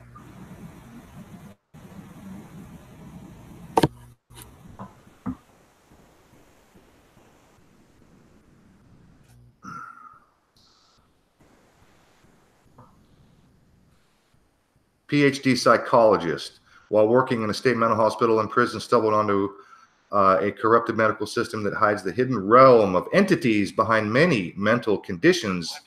This section is called The Voices, and we look at this very interesting correlation between what some people in psychology have been discovering and what Swedenborg wrote about evil spirits in his travels. So we're going to begin this whole odyssey with Dr. Wilson Van Dusen. He was chief psychologist at Mendocino State Hospital in California when he wrote this book, The Presence of Other Worlds, that we're reading from here. So this is what he said. By an extraordinary series of circumstances, a confirmation appears to have been found for one of Emanuel Swedenborg's more unusual doctrines, that man's life depends on his relationship to a hierarchy of spirits. Out of my professional role as a clinical psychologist in a state mental hospital and my own personal interest, I set out to describe as faithfully as possible mental patients' experiences of hallucinations. A discovery 4 years ago helped me to get a relatively rich and consistent picture of the patient's experience. He goes on to say, I found that Swedenborg's system, so Van Dusen became a student of Swedenborg, not only is an almost perfect fit with the patient's experiences, but even more impressively accounts for otherwise quite puzzling aspects of hallucinations. After dealing with hundreds of such patients, I discovered about 4 years ago that it was possible to speak to their hallucinations. To do so, I looked for patients who could distinguish between their own thoughts and the things they heard and saw in the world of hallucinations. I would question these other persons directly, so these hallucinations directly, and instruct the patient to give a word-for-word account of what the voices answered or what was seen. To recap that, because it's a fascinating thing that happened, he was working with people who we would call schizophrenic or psychotic. They could hear voices. And he would, if somebody knew that they were hearing voices and that the voices were something different than their own thoughts, Van Dusen would say, all right, I want to say this to the voices. Now, what do they respond? Because the patient would hear what he said, the voices would respond, and the patient would say it back to Van Dusen. So he could almost have a conversation with the voices the patient were hearing. So that's interesting enough in itself. But to make it even more fascinating, there's actually somebody who's doing this currently right now. And I was able to get him on the phone for an interview. Because he's working currently in these environments, we're just using his first name to protect his identity. So we're going a little underground, I guess. But this this is somebody who was actually in contact with Van Dusen later after he'd begun his work. They found each other. But so he's got a really interesting story to tell. And I first asked him about, his name is Jerry, and I asked him, so how did he start into sort of the study of the voices of people? And he interacted with them. He was working in state prisons, in mental hospitals, intakes in the ER across like 35 years, a long career of working with people who heard these kind of voices. So this is what he said about how an episode near when he began to investigate the voices. I remember one patient I was talking to. Can you guys hear okay? Voices. It's a little low, but yeah. And I figured, okay, well, I don't know what these things are, but what they're telling the patient is consistently negative and self-destructive. What I'm going to do is tell this guy to do the opposite of what they're saying and support him in doing that. So I told him, I said, anytime the voices start telling you negative stuff, you come and tap on my window and I'll get you in for an appointment as soon as I can. And we did that. He was getting better and better and better, and the voices were getting weaker and weaker. Is that better? And then one day he comes Yes. in and he goes, voices want to talk to you. And they'd never done that before. They never talked to me personally. It was always through the patient where they'd say, tell him he's a jerk, or he's crazy, and then there was always an intermediary. They never asked to speak to me directly, so that took me back a little bit. And So the voices want to talk to him directly. Okay, he said this has never happened before. He's always talked to the voices in people's heads through the people or through the patient themselves, and now these voices want to talk to him directly. Okay.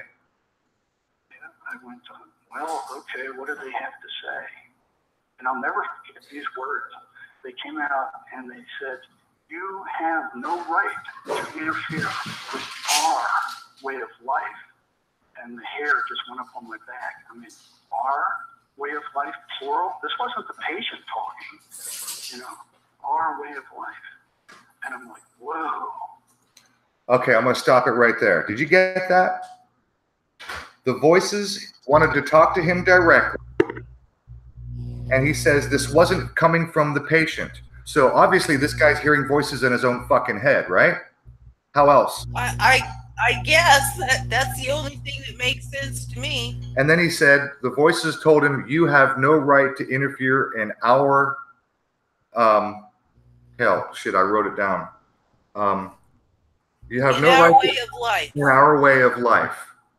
And he was shocked because they said our. To him, that's a revelation. Ooh, our. Okay, I'll play a few more seconds. Where did that come from? So at that point, I was realizing, hey, this is getting personal. this is, they are aware of me, and they're aware that I'm interfering with what they're doing. So that's just... Okay, so he doesn't make it clear how he heard the voices. He did make it clear that it did not come from the patient, because he said, normally I talk to the voices in people's heads through the patient. He didn't make it clear how he heard the voices. I can only assume he heard the voices in his own freaking head. And he didn't indicate that he heard them audibly coming from outside his head. So now we got this guy, this PhD doctor who works with, schizophrenic, like prison inmates and mental ward patients. He's talking to people who have hallucinations, who hear voices in their heads. One patient knocks on his window and says, they want to talk to you. He says, he talks to these voices, or they talk to him, and they said, you have no right to interfere in our way of life, without making it clear how exactly they communicated with him. So I can only assume that the guy is hallucinating himself. Am I off base here? I'd say that that's a fair assessment, that's what happened. I mean, it's very vague. It's kind of vague. He didn't say they called me on the phone. He didn't get an email. There were voices. He heard voices. They talked to him directly.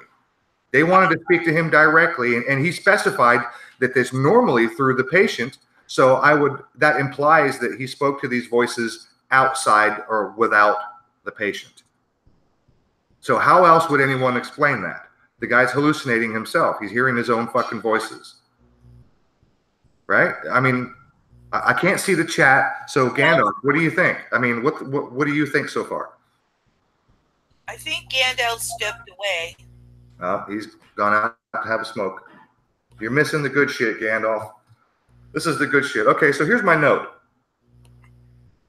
So this guy, Jerry, this PhD, works with mental patients. They want to talk to him. He says that they talked to him and said, you have no right to interfere in our way of life, with no clear indication of how exactly the voices communicated to him. So I suggest, and this is what I have in my notes. A question: was Jerry hallucinating himself or what? And if you remember, I showed at the very beginning of the show, our guest, Uniraza, his comment to me said that it was a low blow for me to suggest that Dr. Jerry was hallucinating. Well, how the fuck else do you explain that? The only thing I can consider is it is possible that up until that point, they'd say, tell him this, tell him that, and then they started saying... And then the patient would reply. The patient would repeat what the voices told him. Right, and then, but saying they say to tell you, as opposed to saying, okay, they're going to communicate directly. So when I say you have no right to interfere with us, that's them speaking directly. You see the difference? Instead of tell him this, tell him that. And it's now I mean, that's the only other possibility. He made it clear that it was normally through the patient that he spoke to these voices, thereby implying that this particular communication was without the patient. Well, I agree that it's a bit confusing. It doesn't make it clear at all what's going on. Actually, it's kind of clear, because first he said the patient knocked on his window and said they want to talk to you, which was he said they've never done that. And then he said what they said, that you don't interfere with our life. So, and then he said, we normally talk to these voices through the patient. So to me, that is a clear indication that this guy's hearing voices, the patient's nowhere around. You know what I mean? Yeah, it sounds like that too. Like I said, I don't know whether it's textual or physical.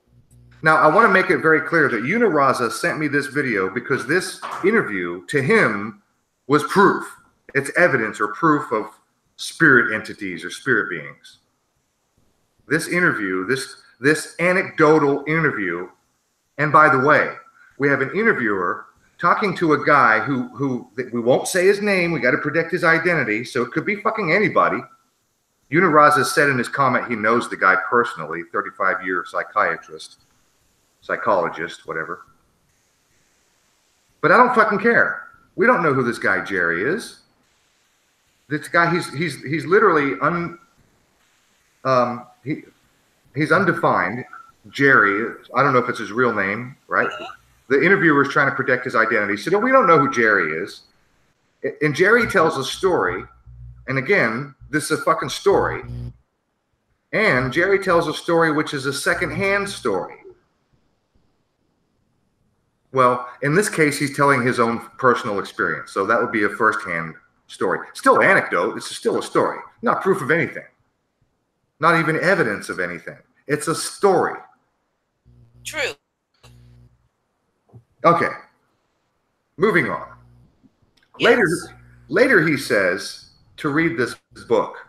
I may have gotten the title of the book wrong. I thought I wrote down Heaven and Hell. Maybe it was the wrong title, but whatever. By Swedenborg, who wrote, quote, "They come to us by turning toward us," whatever that means. Yeah. Then he said, "They enter our whole memory so completely, it seems that they themselves know everything we know." What does that sound like to you?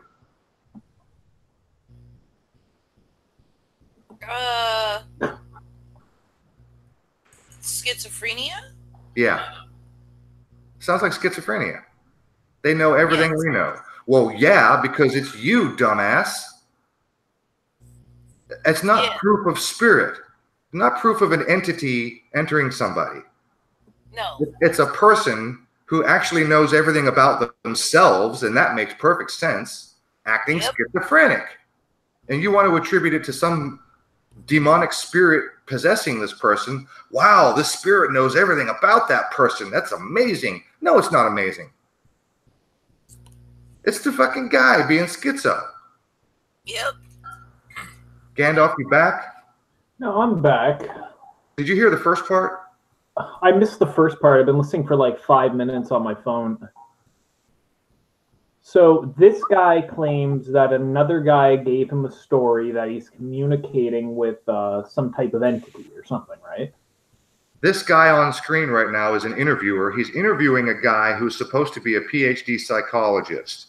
The PhD psychologist works with mental patients in mental facilities and prisons who hallucinate and are schizophrenic, who hear voices in their heads. One day he gets a knock on his door or his window, and the patient says, they want to talk to you directly. And the guy, Jerry, the doctor, whose name we'll protect his name, we'll just call him Jerry. He says, well, they've never done that. And then he says that the voices said to him, quote, you have no right to interfere in our way of life. This guy, Jerry, gives no clear indication of how the voices communicated to him, but he did say that normally we communicate with the voices through the patient, thereby implying that he himself are hearing voices without the patient. So now the psychologist that deals with the mental patients has gone insane. Thank you. Thank you. Okay. Yeah. Okay, that's all I can take from this. It's just some guy who knows how do we even know that he's he's a psychologist and he's not a mental. Exactly. All we have right now is a fucking story from some guy whose name won't even be disclosed. Yeah. Okay. Yeah. So what if this guy is actually one of the mental patients? He's trolling the interviewer. Yeah, but here's the thing, Gandalf. This video was sent to be by our guest who canceled, Uniraza 2. He sent me this video as proof or / evidence of spirit beings possessing people. This is his proof. His proof is an interview with a guy who we don't know who the fuck it is, telling us a fucking story. That's his proof. Okay. Yeah, so this is no proof of anything, basically. It's just a guy relaying a secondhand story from someone who will not give their name or where they're working. So I think this is just a crazy person fucking pulling this guy's chain, man. Could very well be. Well, I will play devil's advocate, though. Oh no! Here we go. Yeah. What if this is actually a true story, and this doctor is really hearing these entities who interact with the people? Then the doctor is hallucinating. Well, how do we know if it's an hallucination? What if it's a real entity that's just simply decided to interact with somebody in a mental institute? Well, what if it is? How do we know? Well, we got to. How do people like us discern whether or not this is true or not? Well, like I always say, man, people will believe what they want to believe, you know? Well, that's the sad fact of it. You know, if you want to believe that Allah is, you know, the God of the universe, you'll believe it. If you want to believe that, you know, Thor and Odin and Freya are real, you'll believe it, you know? Well, hey, how the fuck else do you explain lightning bolt, huh? Answer that one. Where else does lightning come from? Well, exactly. Lightning's a pretty strange thing, and if it's not coming from Thor's hammer, where is it coming from? So later on, finally, he said, That's right. quote, the patients told him the voices would always drum up some old memory that they had long forgotten. Always negative stuff, guilt-ridden or shameful, always negative. Well, yeah, that's why they're schizo patients, because they're hearing voices. We all hear voices. We all have an inner monologue or an inner dialogue. Everyone has an inner dialogue. And you can conjure the voice of anyone you've ever spoken to with exact tonality. Like I can hear my mom's voice right now, my brother's voice, even though I haven't spoken to my brother in a while, or anybody I haven't even spoken to in a long time. And once you hear a voice, you can remember the tone and quality of you can conjure that voice and have a conversation in your head if you want to. We all have voices in our heads. It's called thought. I tend to think in visuals and feelings. I rarely have words going on. Oh fuck! I've got inner dialogue going on all the time. Yeah, I don't. I don't know. Maybe I'm weird. You are weird, Amy. I am weird. Yes. Well, what if this inner dialogue is really an entity interacting? Oh my god!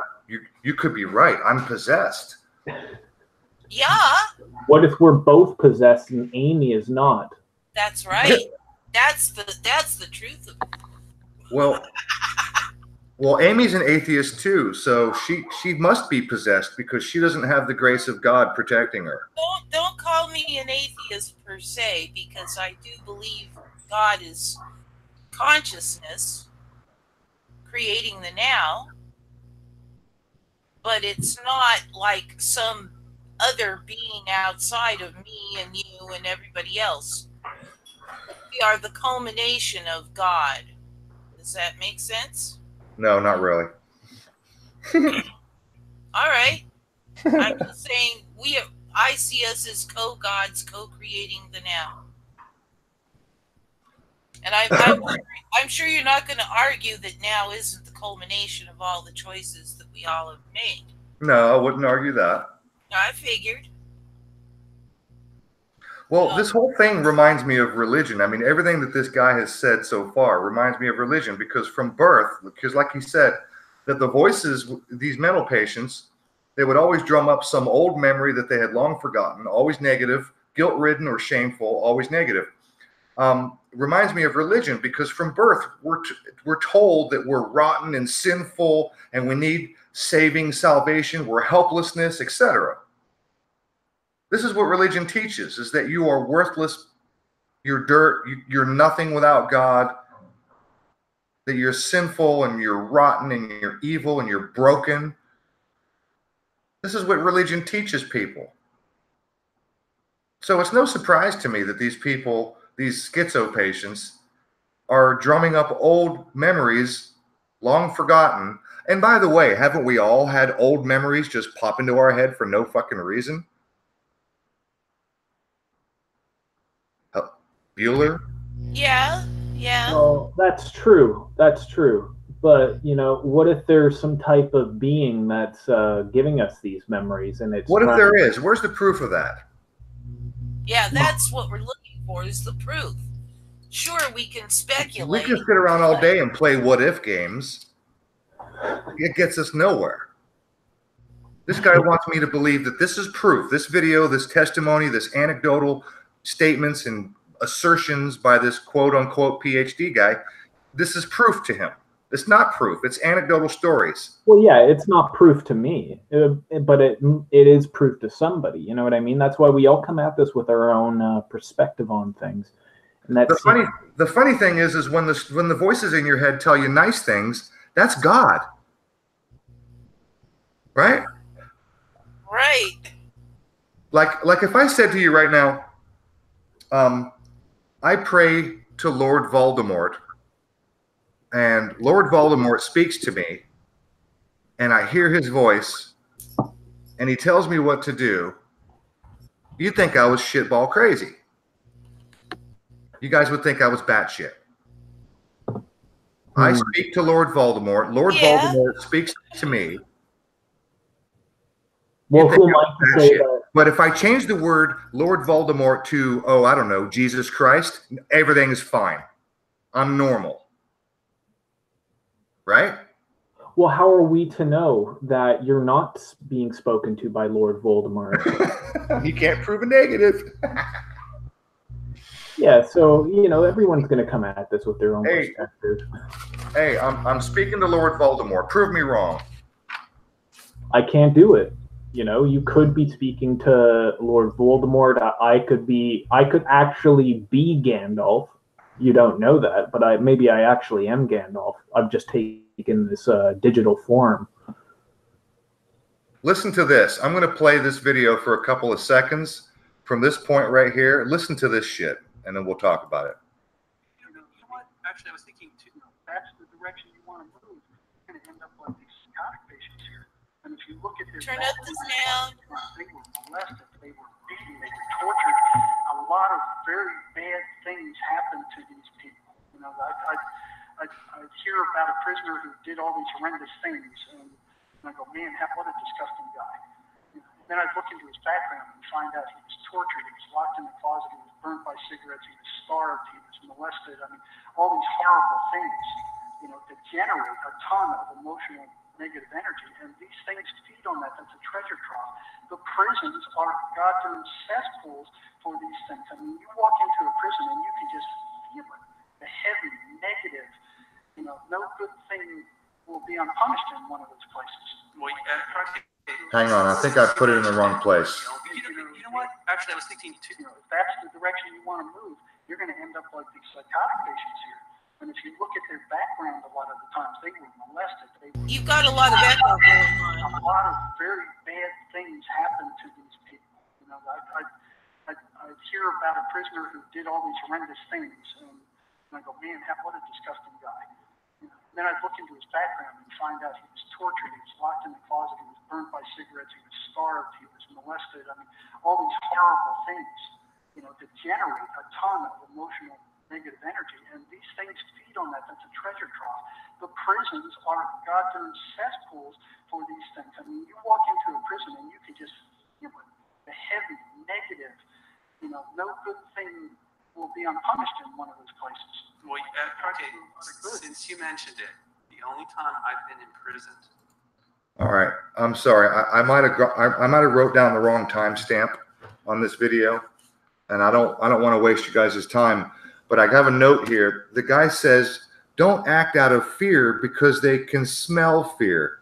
And maybe if I play it for a few more seconds, maybe he says it. Let me just try and play for a few seconds. Because, believe it or not, it was for traffic. They were supernaturally strong. Yeah. I mean, because of the negative energy. I remember watching this little 100-pound psychotic guy bounce 3 big guards around the inside of the cell like they were popcorn. And there was another unit where a schizophrenic guy he got totally naked and he was running all over the prison yard and they could not catch that sucker. You know, he just had so much energy. But I think the head one was this never ceased to amaze me. It happened in the main big prison in another city.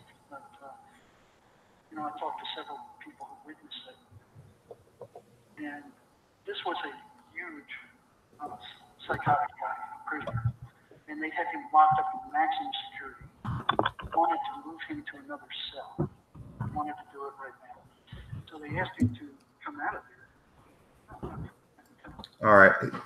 Look, I wrote this note. He says, don't act out of fear because they can smell fear. He says, do you realize, and my note is, do you realize the obvious double standard in a statement like that? Don't act out of fear because they can smell fear. That now they being the negative entities, the negative spirits. Now I'll say it one more time and then I'm going to ask you to tell me the double standard. Don't act out of fear because they can smell fear. What's wrong with that statement? Well, dogs can. Everyone says that dogs can smell fear. You know, different animals can sense when a human is scared, right? So what's wrong with the statement? Don't act out of fear because they can smell fear. What's wrong with that statement, guys? Come on.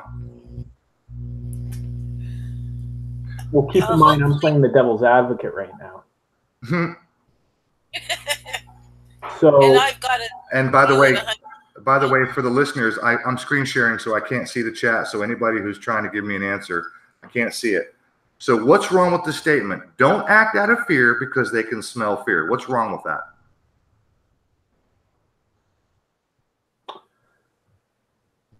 Well, Aaron, you need to think about it like this. You know, what if these entities can smell fear? You know, just like an animal or a dog. That's what I'm doing. Imagine for a moment that there are negative entities. Imagine that there are negative spirits. Imagine that they can sense fear. So the advice is don't act out of fear because they can sense/smell fear. Don't act out of fear because they can smell fear, is what he said. What's wrong with that statement?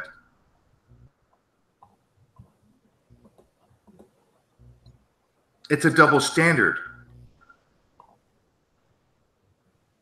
Do you guys not see this? It's a fear-based piece of advice. Don't act out of fear. How do you accomplish that? How do you accomplish? Breaking up, Amy. You can't use threats of fear to prevent people from acting out of fear. Yeah, no. Right. That's what's wrong with it. You can't threaten somebody with threats of fear to prevent them from acting in fear. That just doesn't fucking work. I agree. That it is. It's double talk. It's Orwellian doublespeak. It's a fear-mongering statement to prevent you from being afraid. Not be afraid. Yes. It's scaring you into not being afraid. Does that make any fucking sense? No. We're talking about negative or evil spirits, evil entities.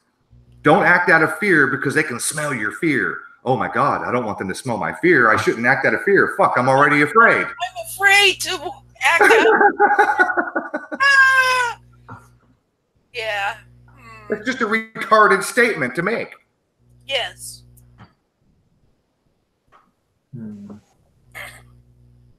How do you scare someone out of fear? I don't see it as possible. It's fear-based fear control. Does that make sense? I feel like I'm taking crazy pills here. Well, maybe that's what they want you to think.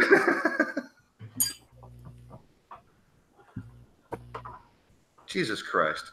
All right, I'm done sharing this fucking video. I've got a couple more notes I might read out a little bit, but I'm going to go back to the chat and see what everybody's bantering about, because honestly, this is just fucking ridiculous, retarded shit. And I'm sorry, that's not an ad hominem. That's actually an insult. I've been prone to insults, but I don't do very well with ad hominems. I'm not known for ad hominems, but I am known to insult.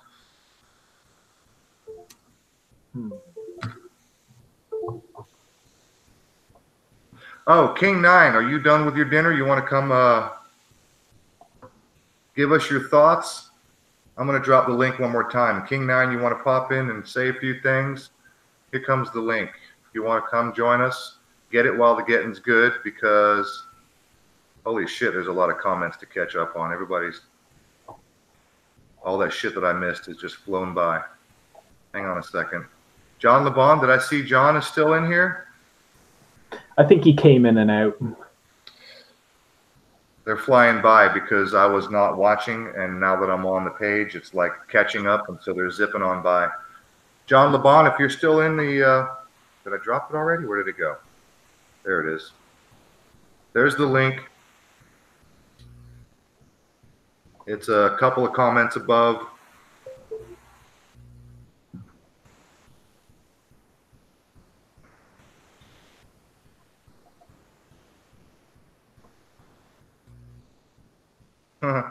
You know, that's interesting, SS. Drop the Matthew 16:28. Truly I say to you, there are some standing here who shall not taste death at all until they see the Son of Adam coming to his reign. Yeah, you know what? I've got some notes here. You want me to read you a couple of quotes? Here, where did I put them? I've got another page and a half. Give me a second. Okay, seconds up. Hey, King 9, what's up, bro? How's it going? You're a little quiet there, King. I just did my mic thing. Well, if that's the best that you have to offer, we'll have to live with it. Okay, so this character, Dr. Jerry, he says, read the Bible, the voices can't do it. They can't concentrate. The voices start screaming and hollering. Let me see. Back of page 1, which is over here. I already read that. So let me see. Where did I? Here we go. This is actually the problem, and it's wrong even according to the Bible. Ezekiel 20, verse 25, 26, quote. Oh, wait a minute. Where was I? I have to precede this. Just a second.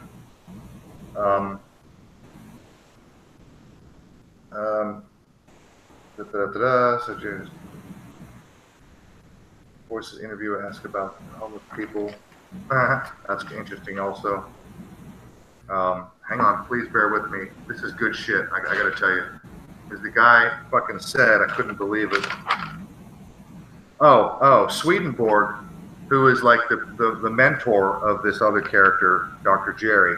Swedenborg said in his book, quote, all evil is from hell and all good is from heaven. Well, guess what, sweetheart? This is the problem, and it's wrong according to the Bible. Ezekiel 20, verse 25, 26, quote, I defiled them through their gifts, the sacrifice of every firstborn, that I might fill them with horror, so they would know that I am the Lord. Does that sound like it comes from heaven or hell? It sounds rather hellish to me. So, okay. So there you go. Sounds pretty evil to me, but actually it comes right from the word of God. Here's another one. Leviticus 26, verse 28, 29. Then in my anger, I will be hostile towards you, and I myself will punish you for your sins 7 times over. You will eat the flesh of your sons, and you will eat the flesh of your daughters. Wow. Does that sound good or evil? Where does that come from? Heaven or hell, Swedenborg, sweetheart?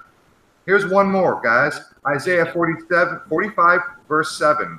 I form the light. I create darkness. I make peace and create evil. I, the Lord, do all these things. Yeah.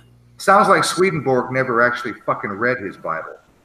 Yeah, I agree. You and I need to talk, Allison? Oh, Karen. Allison and Karen need to talk. Sounds relatively creepy, all that shit. But the Bible's just made by a bunch of wackos fucking 1,000 years ago, man. I think the Romans simply wanted a unifying religion because they had such a hodgepodge of religions at the time. So they promoted this, Nero tried to stamp it out, but, it just kind of exploded. It became such a fashionable thing to be a Christian, especially in the Roman, early empire. It became fashionable by. You got to think about it. Nero was only like 2 generations or so removed from Augustus and Caesar. Gandalf, are you saying it was like the man bag of its day, fashionable? Yeah. Like that's one way of putting it. It was kind of like what's a good reference point for the rise of Christianity?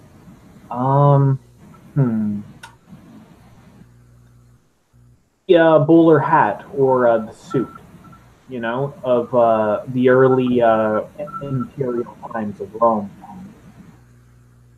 You know, and when Nero tried to feed all the Christians to the lions in the different arenas, you know, it just was like, oh, like it kind of put these people on a pedestal, but because at that point they were just another cult, another Roman cult, kind of like Buddhism or kind of like Glock owners.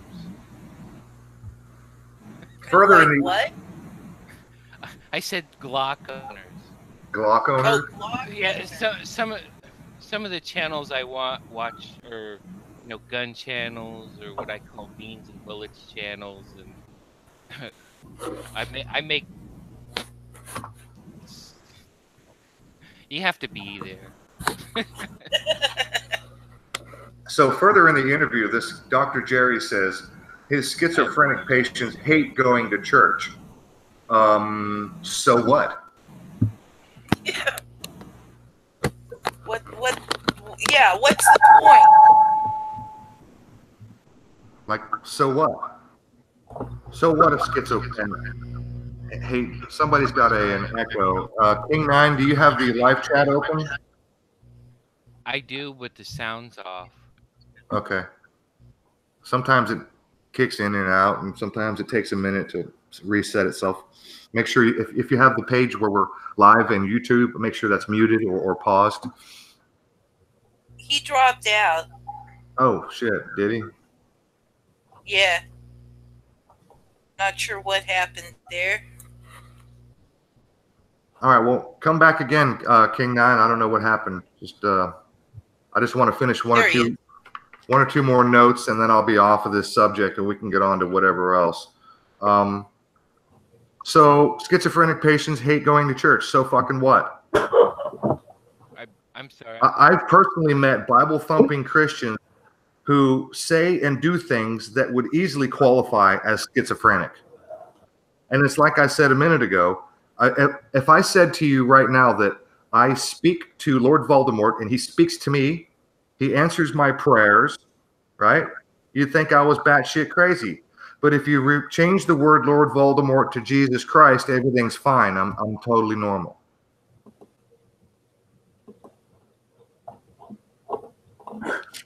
Jesus and his divine leaf blower. Divine leaf blower? Is that what you said? No, well, you know, Jesus Yep. is the Spanish pronunciation. Oh, yeah. I got you. You're a little bit quiet, man. Maybe get a little... I guess Google's having some sort of problem. Jesus and the divine leaf blower.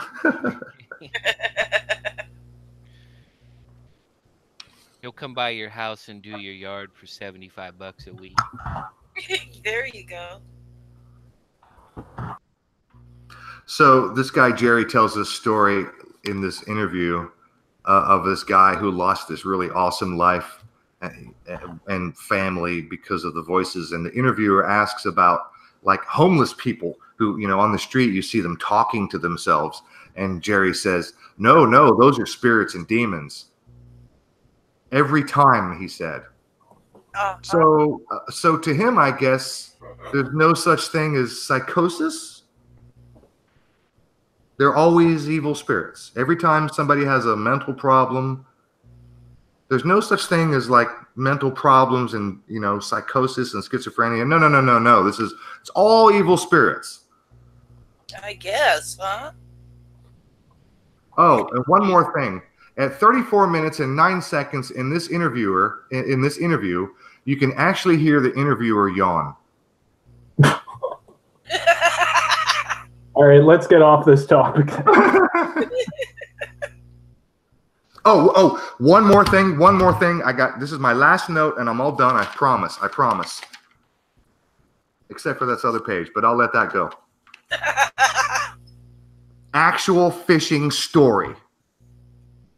The Jerry tells the story of this guy who lost his life, lost his wife and his family and his job and everything because of the voices in his head. And then later on, a few minutes later, he says that the voices actually like fishing. And they told this guy or this guy told him that the voices told him where to fuck, that's a whole separate story about a pot field, to have to go up and go find a pot field and where to sell the pot. This is a guy who had a coke problem. The voices, the fucking fishing story. The voices liked to go fishing and told him where to go fish, where to cast his line. I couldn't fucking believe what I was listening to. That's it. I'm done. I don't care. I got more notes, but I'm done. I'm done. Fuck it. I'm done. I'm done. That is not proof. It is not evidence. I'm sorry. Uniraza, I'm sorry. I listened to that whole thing a couple of times. I took pages of notes. I just listened to part of it again, and I'm sorry, but there's not a goddamn drop of truth, not a drop of evidence, and certainly no fucking proof of anything in that interview whatsoever. Nope. Well, that's your opinion, Ruth. No, I would have to say there is no proof. No, we have Satan's advocate, so he's reminding me that it's my opinion. He's right. I could be wrong. I could be wrong. We could all be possessed by spirits. Possessed by spirits and unable to determine what is proof and what isn't. Okay.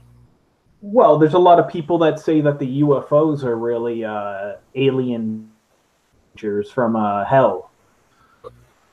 That's why they come and abduct people, right? Because they're really demons. Well, Uniraza seems to think that aliens are like plasma entities. I mean, I really wish the guy was here, because there's a lot he needs to defend. Well, what if aliens are shapeshifters from another dimension? Hey, Eamon Pudama. You know, it could be mentally. You know what's one of the biggest theories that explains the gray aliens? No. The biggest theory when it comes to gray aliens. That they're demonic? Nope. They're actually humans from the future. Yeah, I've heard that one. That have evolved to a higher state. They can no longer breed with each other. Like, they've lost the ability to reproduce sexually. So they've come back in time from the future to kind of learn what they lost millions of years ago.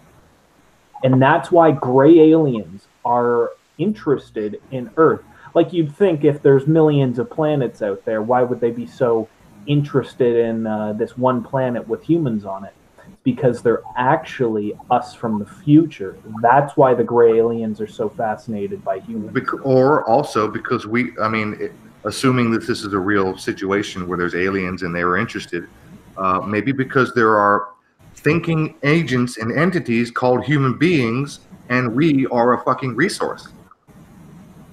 We could be a food resource. We could be a labor resource, not to mention our mineral and material resources on the planet. You know, we have good climate. You can do a lot of mining and get all kind of resources. So maybe we're just a fucking resource to aliens, if they are aliens, if there are aliens. I don't fucking know. Until I see one face to face, all I can do is speculate. Have is anecdotal stories. Whoa. Wow. Got some echo there. Let me make sure it's not me. Yeah. I think the aliens are sending us a communique. That's it. That's it.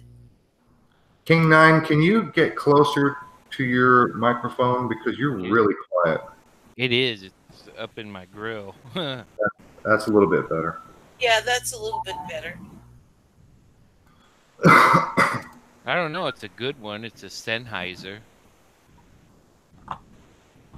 Well, maybe you turn your setting up. Maybe turn your input recording. Go to your little microphone icon and right click it, and go to your input volume. I have to keep cranking my input volume down because this fucking blue snowball of mine is constantly trying to jack up the input volume, and that's why I get Is it better? So far, a little bit better, yeah.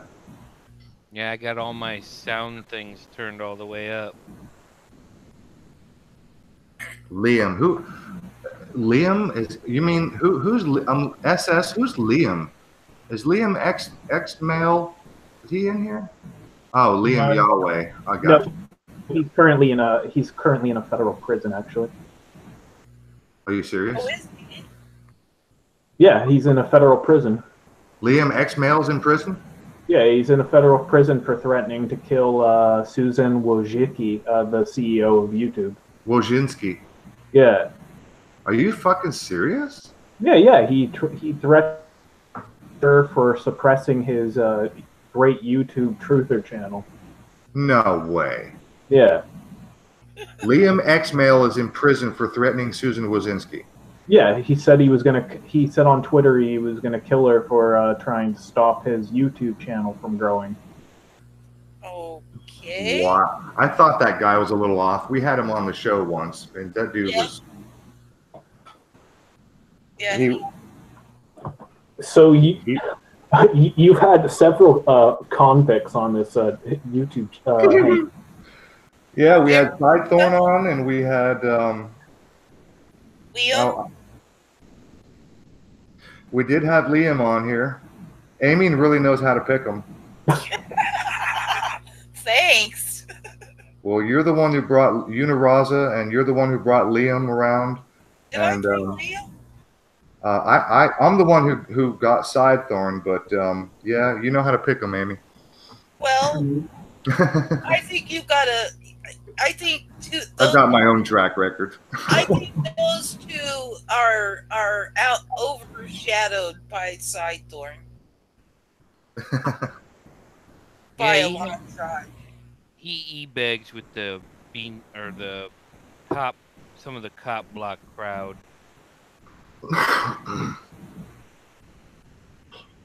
Well,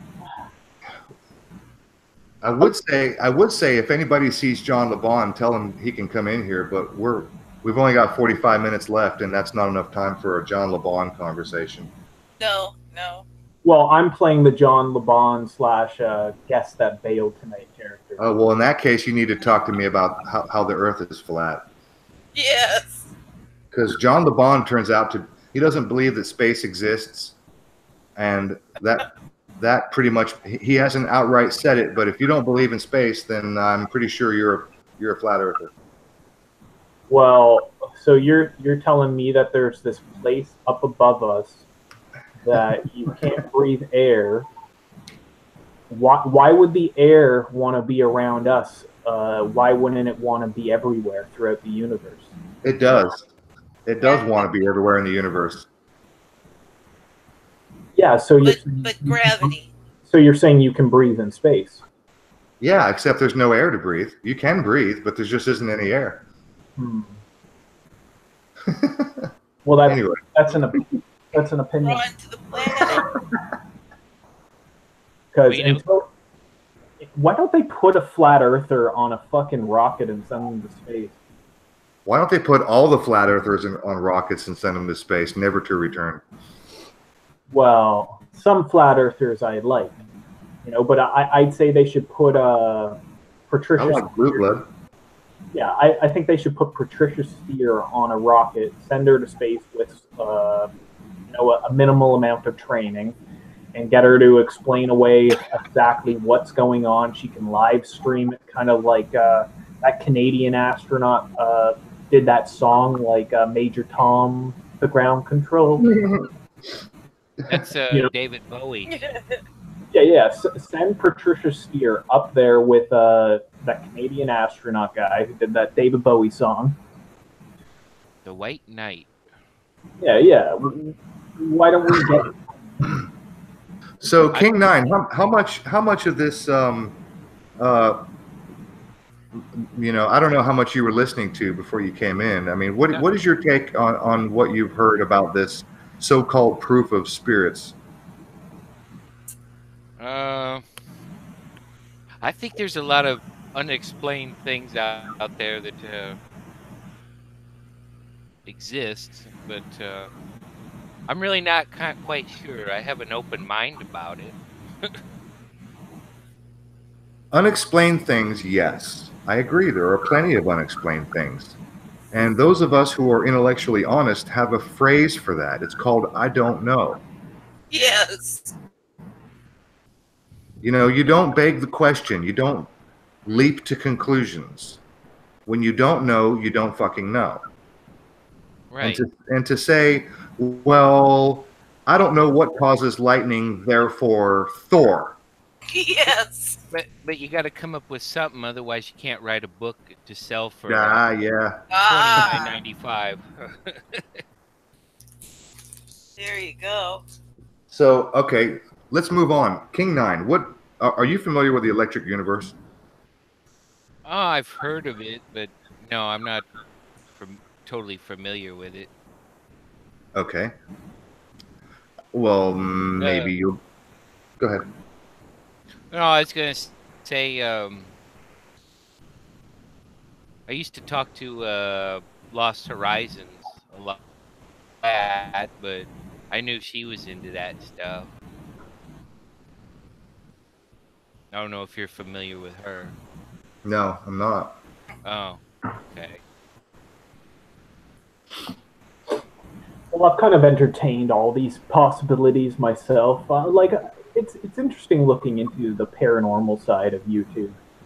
You know, from UFOs to cryptids and all that. It's interesting stuff. Black-eyed kids. Oh yeah, the black-eyed kids, the men in black. You know, but differentiating between stories and truth is another thing altogether. You know, like, is it all true? There's no way in hell. Like, a lot of these people are yanking people's chains, but then I'm certain people legitimately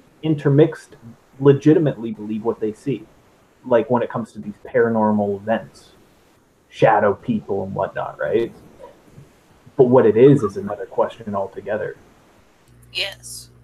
So, without playing Satan's advocate, what do you think, Gandalf, of the two girls that were convicted of stabbing their friend to death because of the Slender Man told them to do it?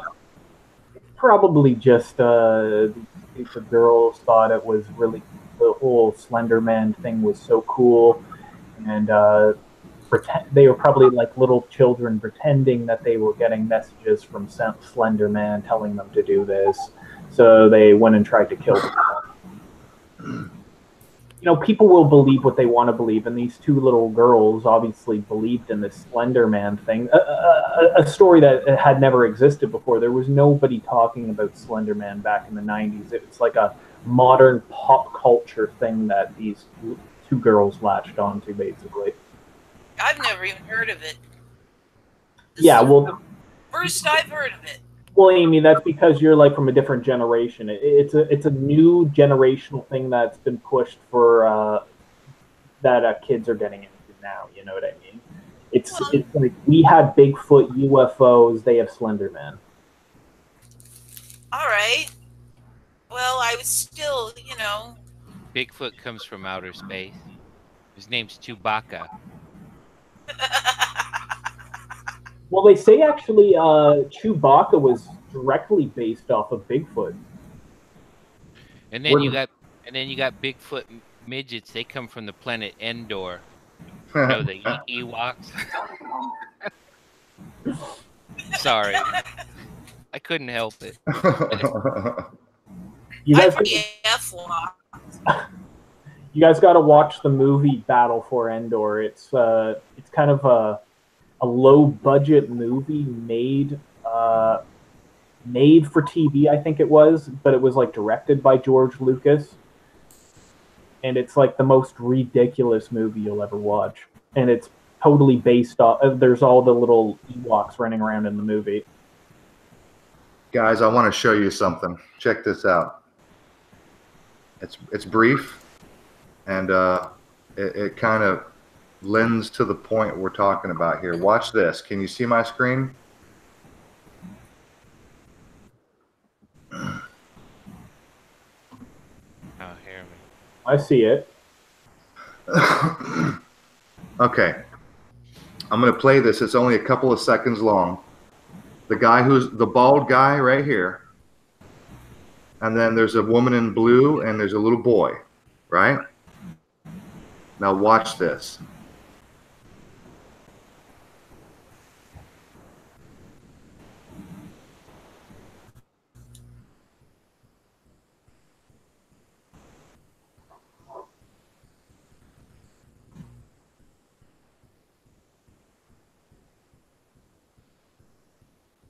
Hang on. Coming up. There we go. Watch this. Throws it to the kid. He misses it, rolls under the seat. The guy grabs it and gives it to his wife. What do you think of that? Teeth ball. What do you think of that? What a prick, man. What a prick. What a goose. Yeah. Why would you think that?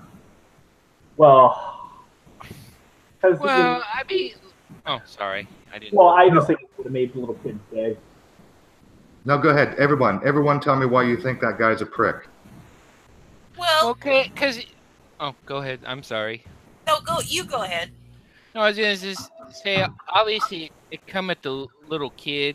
I mean, if it was somebody his age, and this guy's age, and he lost it, that'd be something different. But a kid that age, it's like, come on.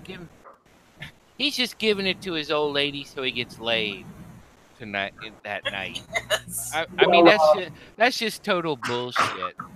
Cookies brings up a good point. Look staged. You know, Yeah. who knows? This Who kid- knows? Like, you guys ever see that video of the Black Friday crazy lady Oh yeah.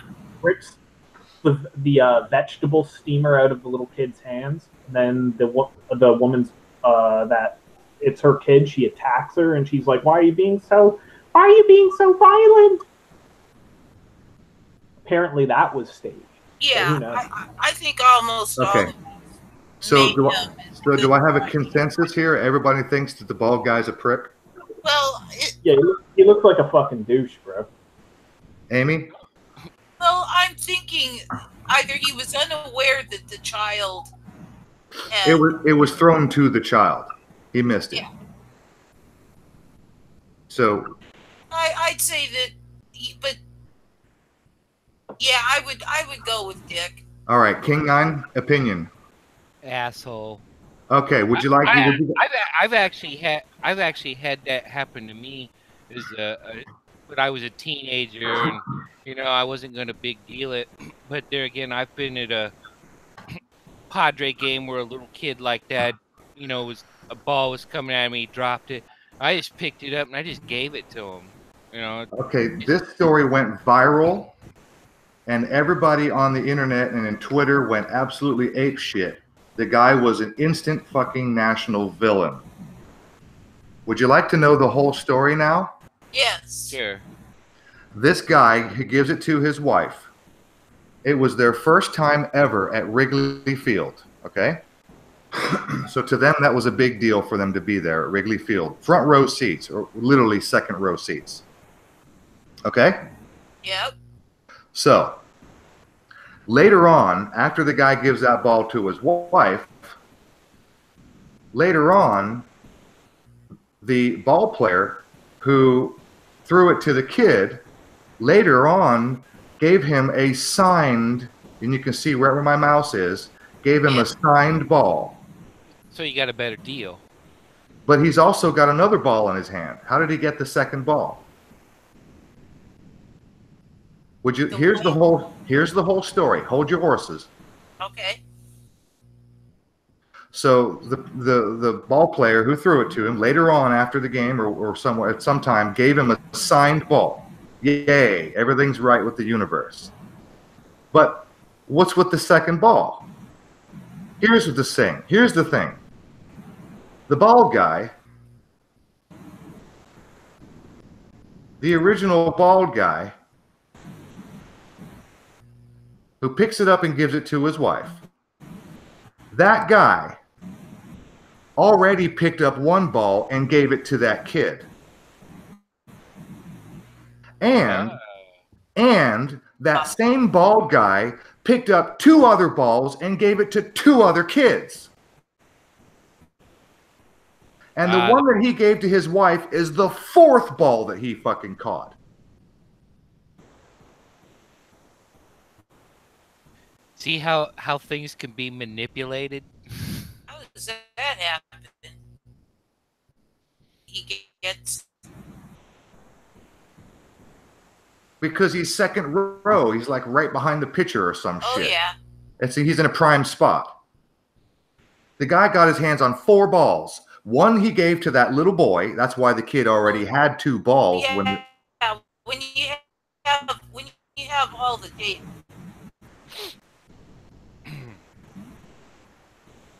So yeah, the point here is hold your opinions. And the next time you see a news story, and I hope that everyone in the sound of my voice takes this little gem of advice. The next time you hear a news story of any kind, anywhere, at any time, and that news story of any kind happens to cause a, emotional response in you, that you should stop and pause right then and there and think twice. That there is almost always more to the story. Yeah. Yeah. I agree.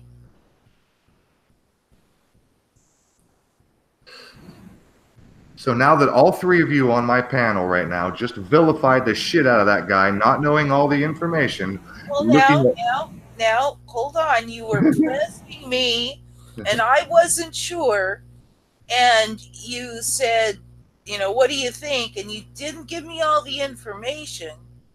And only based on the information I had, I said, well, okay, Dick. But I didn't vilify him per se because I wasn't really sure that I had all the information. Well, but you pressed me on the information. Okay, fair enough. Fair enough. I would only say from now on that everyone should, at this point forward, say to themselves, when posed with a question like this, they should say, is this the whole story? Is there more to this story? See the power of propaganda? Yes. They could, because you could have taken that story and said, well, he not only took the ball from the kid, but said a bunch of nasty shit to him, and he could have got, even riled up a lot more hate against him, and it was that simple. Yep. I should have known that posting all those crazy old films, but you still get sucked into it sometimes. True. Yes. We are manipulated at every turn, and you have to be eternally vigilant to not have the knee-jerk emotional reaction that almost every news story is specifically designed to instill upon you. Knee-jerk reaction, emotional reaction. Stop it. Yes. I don't care what the story is. Stop it. It seems there's always one of these ridiculous story of the week type things that are like the talk of the town, and then they quickly vanish from the public consciousness. It's strange, these things that get pushed. You see them get big, and then just vanishes. Yep. This guy was fucking torn to shreds in the media and on social media. This guy was literally Satan to everyone because the whole story didn't come out until later. Yeah, and there could have been repercussions at it. That dude might have had death threats and shit. Yeah, lost his job, shit like that. Yep. Oh, and you know that guy who punched the kangaroo in the face like a year or something like that ago? Yeah, I remember that. Well, he ended up losing his job. Oh, really? The guy that got in a fight with the kangaroo? Yeah, and then he clocked the kangaroo right in the jaw. He ended up getting because it was there were so many conflicting. Oh, that's kind of cool. Oh no, that guy's a monster. He attacked a kangaroo. That kangaroo will fucking kill you. Yeah. He had. What kangaroos do is they like to drown people, actually. So they'll get you out into somewhere where there's water, and then they'll step on you until you drown to death. It's like a common thing kangaroos in the outback do. So these kangaroos are not nice. They're pricks. No. But honestly, that guy, I think the guy should have probably, stepped away. But the guy stood his ground. But on the other hand, If you confront a kangaroo, he'll get on his tail and he'll use his back feet and fucking disembowel you in one kick. Yep. He'll open your ass right up. God, The dude's lucky, actually. these stories of the week are so annoying because it's so hard to keep track of them. Like, there's so many of these ridiculous stories. You ever hear about that story about that woman, or it was some guy who's like a surfer down in like what do you call the little bay in between in Mexico on the west coast?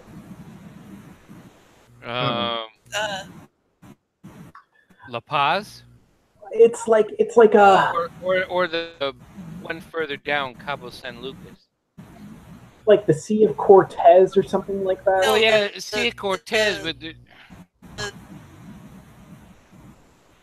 Well, okay. So I'm just gonna check and make sure that I know what I'm talking. Okay, yeah, okay. Or the Gulf of California, right? So apparently there was this story of someone who was surfing or something like that, and they got like decapitated somehow. And people were like, wow, this is a real fucked up story. Someone got decapitated in the Gulf of California, down in Mexico, just over the weekend. Someone ended up looking into it, and CNN was running this story all over the place, and the story was a complete crock of shit. It never happened. Yes. Well, but if somebody didn't, if a little question mark didn't go up above someone's head going like, what the fuck? Someone's surfing and they got decapitated. Like, it just was like a random blurb story. Well, that area is really not known for its awesome surfing. Well, yeah, who the hell is surfing in the Gulf of... Well, that's what I'm saying. There's not much there to... There's lots of other places you could go other than there. Well, that was... Lady Zaga said that Roo grabbed the dog. Yeah. So if you look at that video... So the guy was like defending his dog? Yeah, if you look at that video, watch that video again and look at the dog. The dog literally has its skin ripped up by the kangaroos that's like dug into it with its claws. And the dude lost his job over it because he was defending his dog. Yeah. Wow. But he was portrayed as like this dumb redneck Aussie that was attacking the poor kangaroo for no reason. Because that's all that was played over and over again, is this guy punching a kangaroo. Wow. It's just easy for the media to manipulate, sensationalize stories. Like how I was mentioning about the woman who ripped out a vegetable steamer out of a little kid's hand. That story on a Black Friday, that story was completely fabricated. Yep. And everyone was like, oh my God, this evil woman. You know, it's like when these people are creating all these Patreon. Like, did you guys hear about the thing with the homeless guy? And, you know, the lady ran into some homeless guy. He bought her $20 worth of gas with his last $20. And they came back and they gave the homeless man blankets. And then they gave him, like, food and whatnot. Then they decided to start a Patreon, or not a Patreon, but a GoFundMe. And they were able to raise $300,000, this woman and her boyfriend, for the homeless guy who gave them his last $20 so they could buy gas. And eventually these two, and that was like a big, oh, wow, like, and so many people were like caught up in it. They started giving this guy money, but the two people that started the GoFundMe, they ended up pocketing all the money themselves, and they didn't give him anything when they promised to give him blah, blah, blah. He ended up going at them in court, and it finally got revealed that because GoFundMe was like, oh wow, they pocketed the $300,000. We're gonna give you $300,000, poor homeless man. It eventually came out in court that the entire thing was created by the homeless person and them, and they never gave him any. He never gave them $20 for gas. They never met. They simply ran into this homeless, this random vagrant guy at a casino, and they came up with this entire bullshit story. and it sucked in like tens of thousands of people are donating money like to this poor Wow. good Samaritan. It sounds like Sandy Hook in a way, or fill in the blank. Yeah, it kind of sounds sketchy from the get-go. And Karen, just a moment ago, she said, how can a homeless person give $20? He's skint. Yeah, really. And see, like stuff like that is created to make everybody jaded on, you know, helping somebody out that needs something, because you're always wondering, oh, is this a scam? It's kind of like a while back. There was a lot of suspect cop shootings and beatings and stuff, and then they start coming out with these stories of, you know, a cop buying a little kid a hamburger and another cop somewhere else buying a homeless guy some shoes. You don't know if it makes you think, you know, is that genuine or is that just some sort of propaganda thing, you know, to deflect from Propaganda. I like that. all their nefarious actions. You know, Yeah.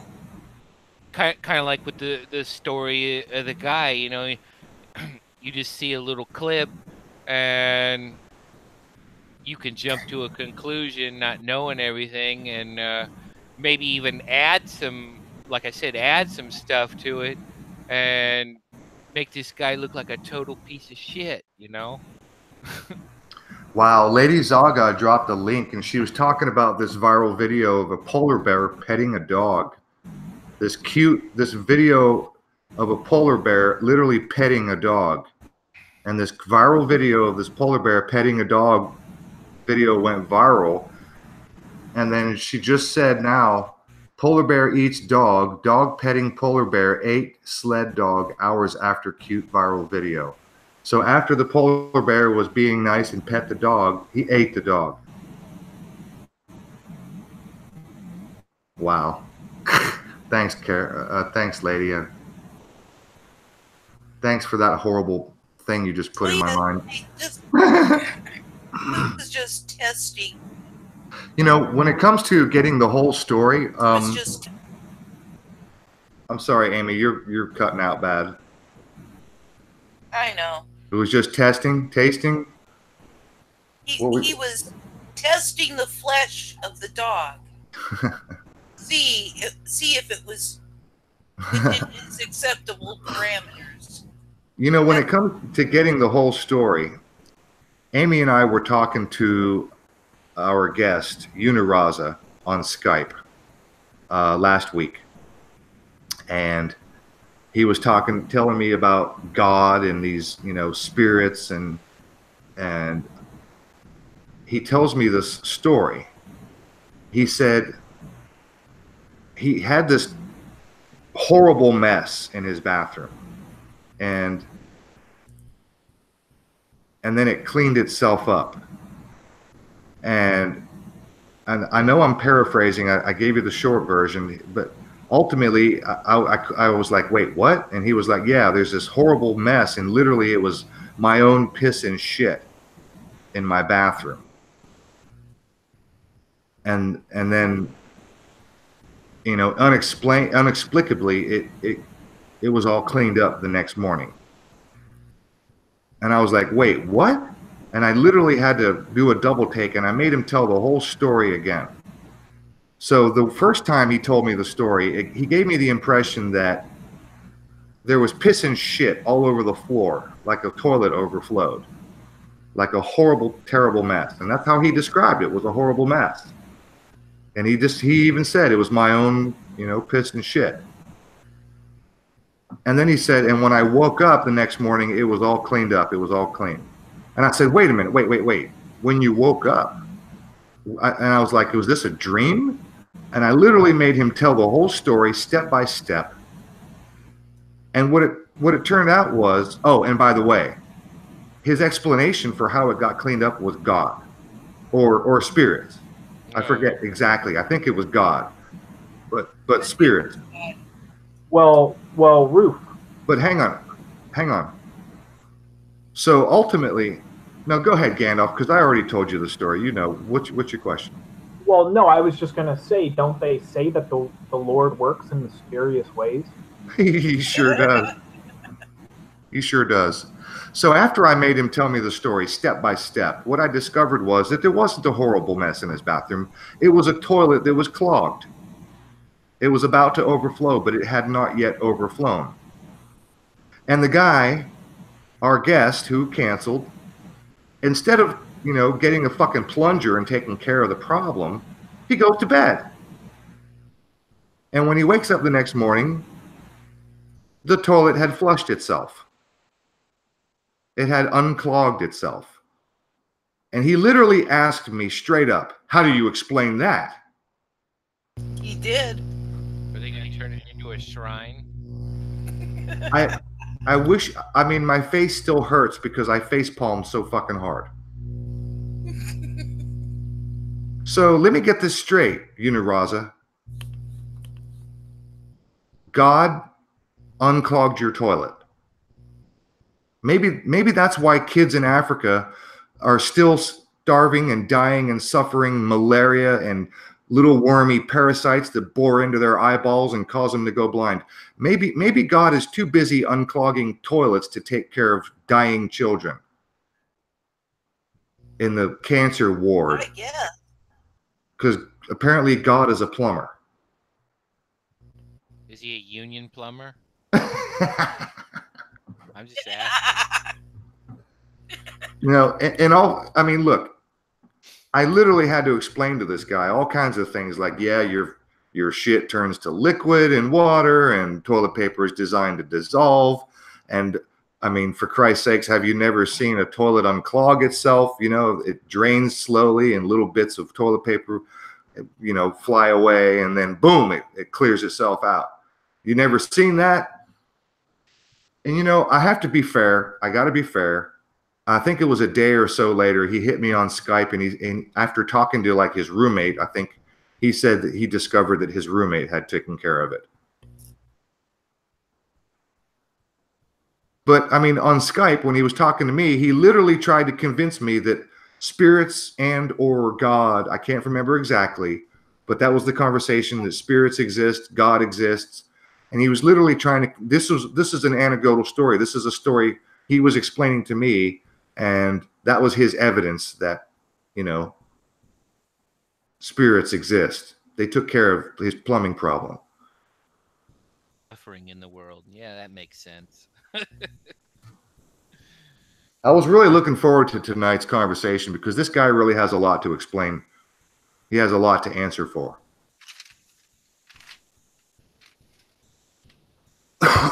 But anyway, so you guys want to, I don't know, we got a few minutes left. You want to talk about Electric Universe for a couple of minutes? Because Amy sent me a link to an article that supposedly debunks the Electric Universe. Yeah, Amy, get into that. All right, let me screen share and show you and read this article. We can't discuss any copyrighted information, otherwise we'll have to pay Sempra Energy. That's the cartel out here in Southern California. I thought you guys had PEG. Well, it's SDG&E, but most of California is Sempra. All right, Semper Fi. Semper Fi. It's a military operation. Don't worry about it. Yeah, I guess. I got plenty of Semper Fi when I was working out on the Marine base. They own San Onofre down here. Ah, yes. The one they want everybody to pay billions of dollars to dismantle over, was it $150 million steam generator that they don't want to replace.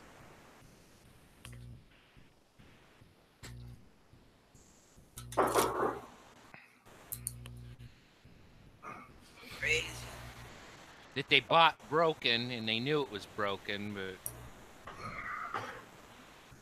Okay, so for those who are not familiar, anyone listening who is not familiar, if you like cosmology and if you like these types of subjects, there's a YouTube channel called Thunderbolts Project, where there's literally a team of scientists, physicists, PhD scientists, plasma physicists, and they're working with another group of scientists called the Sapphire Project, where they're literally doing extremely high-end experiments, laboratory experiments. They have private funding.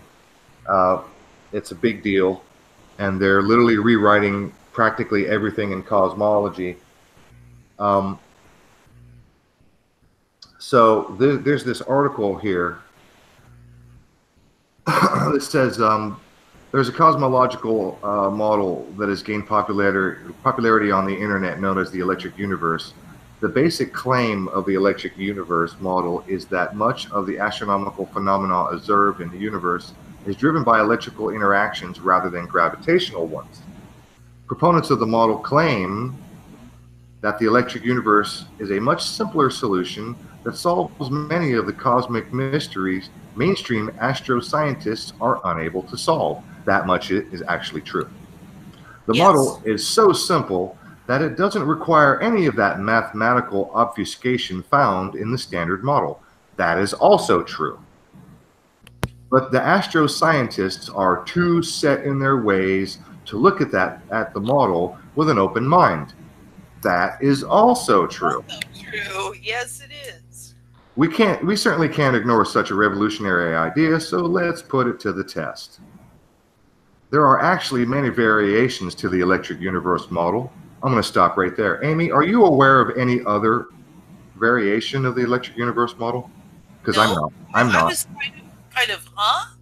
I thought, well, maybe I'm just not aware of it. It's out there. But that's my thought as well. Maybe I'm unaware of it, but literally I am unaware of it. And these are some of my favorite subjects. And I might have heard of it. No guarantee. I mean, I don't read all the fucking scientific papers, right? But honestly, I've never heard of any other variation of the Electric Universe model. But anyway, moving on. But the most popular version seems to focus around the book by Thornhill and Talbot listed below. It is this basic model I'll discuss here, using the references listed at the bottom of the post. If you want to get an overview of the model, Finley's ebook, available for free, is as good a reference as any. The basic idea of this particular model is that cosmic magnetic fields interact with interstellar plasma to drive astrophysical processes. Gravitational interactions play a negligible role in the universe. Stop there. That is true. Gravitational interactions play a negligible role because here's a fact. Little fun fact, everyone. Compared to gravity, electricity or the electromagnetic force, are you ready? Get your pens and papers out, children. Is 38 billion, billion, billion, billion, billion, billion, billion times stronger than gravity. yes. That's the difference. And when you have a force that is that much stronger than gravity, you are a fucking idiot if you ignore that force. And that is largely what has been happening in the standard model of cosmology. So, continuing on from this idea, several claims and predictions are made. In particular, neither dark matter nor dark energy exist. I believe that to be true. Because the Electric Universe model, considering the strength of the electromagnetic force compared to gravity, being 38, it has 38. I think there are 38 zeros behind it. That's how many zeros. It's like, I forget the number, the original number, but it's like 38, to the power of 38. So that's why I said billion, billion, billion, billion, billion times stronger, because that's pretty much what it is. Black holes don't exist. Now, I don't know, but the Electric Universe model has made too many predictions, and their model is so much better. So all I can say is, if they probably know more than me. I can't speak to that. And the Big Bang didn't happen. That I am suggesting, based on what I've seen of the Electric Universe model, I'm strongly inclined to go full force ahead that the Big Bang never happened. There was no Big Bang. And the reason for that we'll get into in a moment, and that has to do with the redshift that Edwin Hubble discovered. Galaxies here also, the predictions. Galaxies are formed by kinks in cosmic magnetic fields, and they've proven that, by the way. They begin as electric quasars, which then expand into modern galaxies. Stars are electrically charged masses formed with galactic plasmas. They are not heated by nuclear fusion within their core, but rather by a flow of plasma similar to a fluorescent light. Stars give birth electrically to companion stars and gas giant planets. Redshift is not a measure of galactic distance, but instead a measure of galactic age. Now, this is a critical key component to this, because if they are correct, if the Electric Universe is correct, that redshift is not a measure of galactic distance, that means the Big Bang never happened.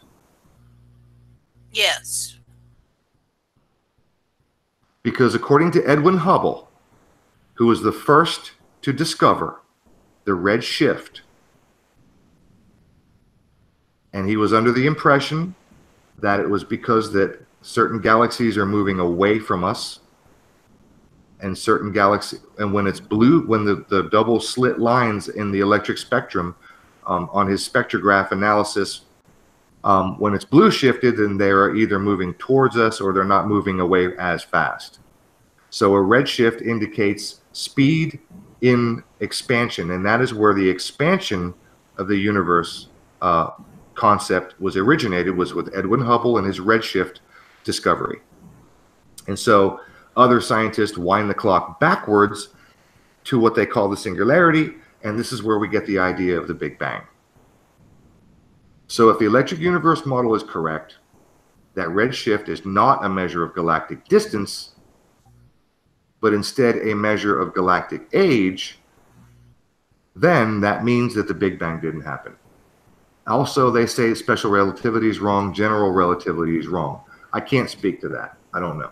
I can say that I don't think I think the theories were given to Einstein because they gave enough to work with that we could use in our daily lives, but they did not predict energy, a pool of energy that we could draw on.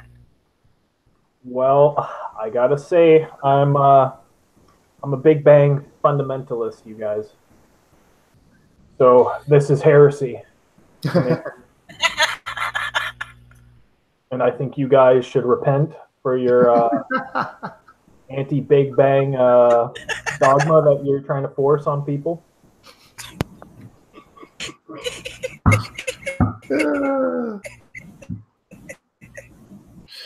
All right, Gandalf, you got me. It's a dogma. You believe it or not. Believe it or not, burn in hell. Okay, so continuing on. So where to begin? Let's start with the sun. In the standard model, the sun is powered by nuclear fusion in its core.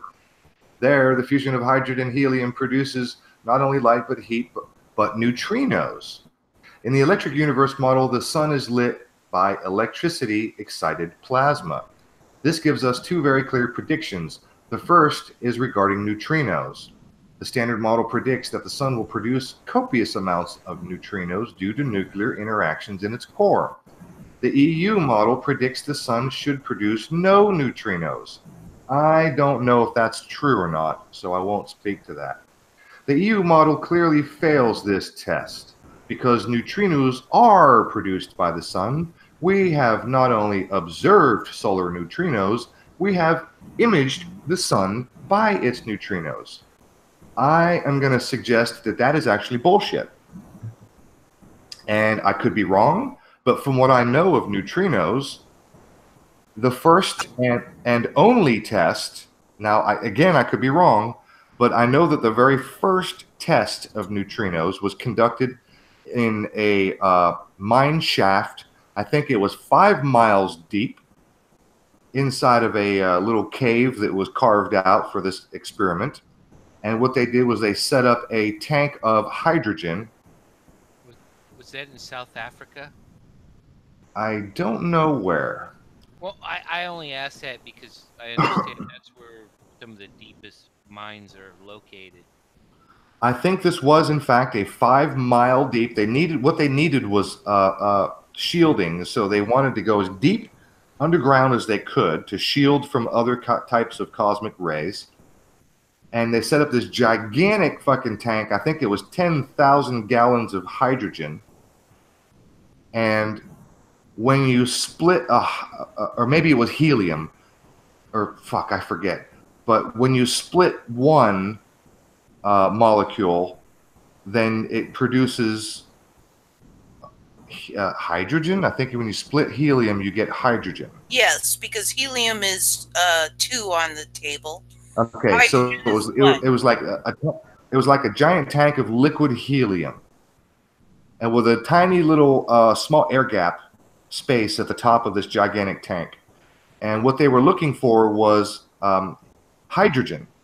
So in a tank of pure helium, there should be no hydrogen. And if they can detect hydrogen, that means that helium molecules were split and broken and turned into helium. And so that's how they detected that neutrinos were even present. Pretty sure that's how that went down. And I've never heard of what this guy says that we've observed solar neutrinos and we've imaged the sun by its neutrinos. I've never heard of that. So yeah, they give that image that they're claiming is a neutrino image, but based on I'm not buying it. I think this whole piece was manufactured. I think so as well. The second prediction regarding the sun can be seen in its spectrum. In the standard model, the nuclear reactions in the sun's core produce light and heat that cause the star to shine. If this is the case, the sun should emit thermal radiation. In other words, the spectrum of colors it gives off should be an almost continuous with dark lines where cooler gases in its upper atmosphere absorb some of the light. If instead the sun were lit by electrically excited plasma, as the EU model predicts, the spectrum should be a discontinuous spectrum of bright lines. I don't know why they would say that. Yeah, I don't know why either. Plasma discharges do not emit a continuous spectrum of light. Of course, what we see is a continuous spectrum as the standard model predicts. Once again, the EU model fails. One thing I noticed about that image that they give you, it's a fluorescent light, which is widely different from what they're delivering in the electric universe. It's not a fluorescent light, which is very limited. And yeah, it produces those lines like that. So right there we have a bit of disingenuousness going on. Well, here it says, unlike the neutrino observations, the solar spectrum has been well observed since the 1800s. Well, I got news for you. A lot of shit that we saw in the 1800s, we drew conclusions that actually turned out to be false. So I'm not going to rely on that. Long before the EU model was ever proposed, it is a test you can do at home with a diffracting grating. Beyond any shadow of a doubt, the sun gives off a thermal spectrum, not a plasma one. When he says beyond any shadow of a doubt, I'm sorry, I've got some doubt. But at least, lest we be accused of not giving the Electric Universe model a fair shake, let's look at other claims. Are special and general relativity wrong? Nope. They've been confirmed in the lab. Well, I got news for you, pal. So has the Electric Universe. All of their Electric Universe model claims. have been absolutely reproduced in laboratory experiments. In fact, the laboratory experiments that they have produced at the Sapphire Project have shown that many of the craters that we see on Mars, Moon, and comets and asteroids are actually electrical discharge craters and not impact craters. And I can fucking prove that. In fact, I've got a picture somewhere. Here, let me just go grab this. Just let me pause. Let me show you something, because I know right about where it is. It's either in this folder or it's in one other folder. Yeah. I think it's this picture right here. This is not an impact crater. You guys see that? Mm-hmm. That is not an impact crater. No, it is. There's no fucking way, because if one struck and then another struck, then one would round off inside the other. You would not have a straight fucking line between the two. That is an electrical discharge, plain and simple.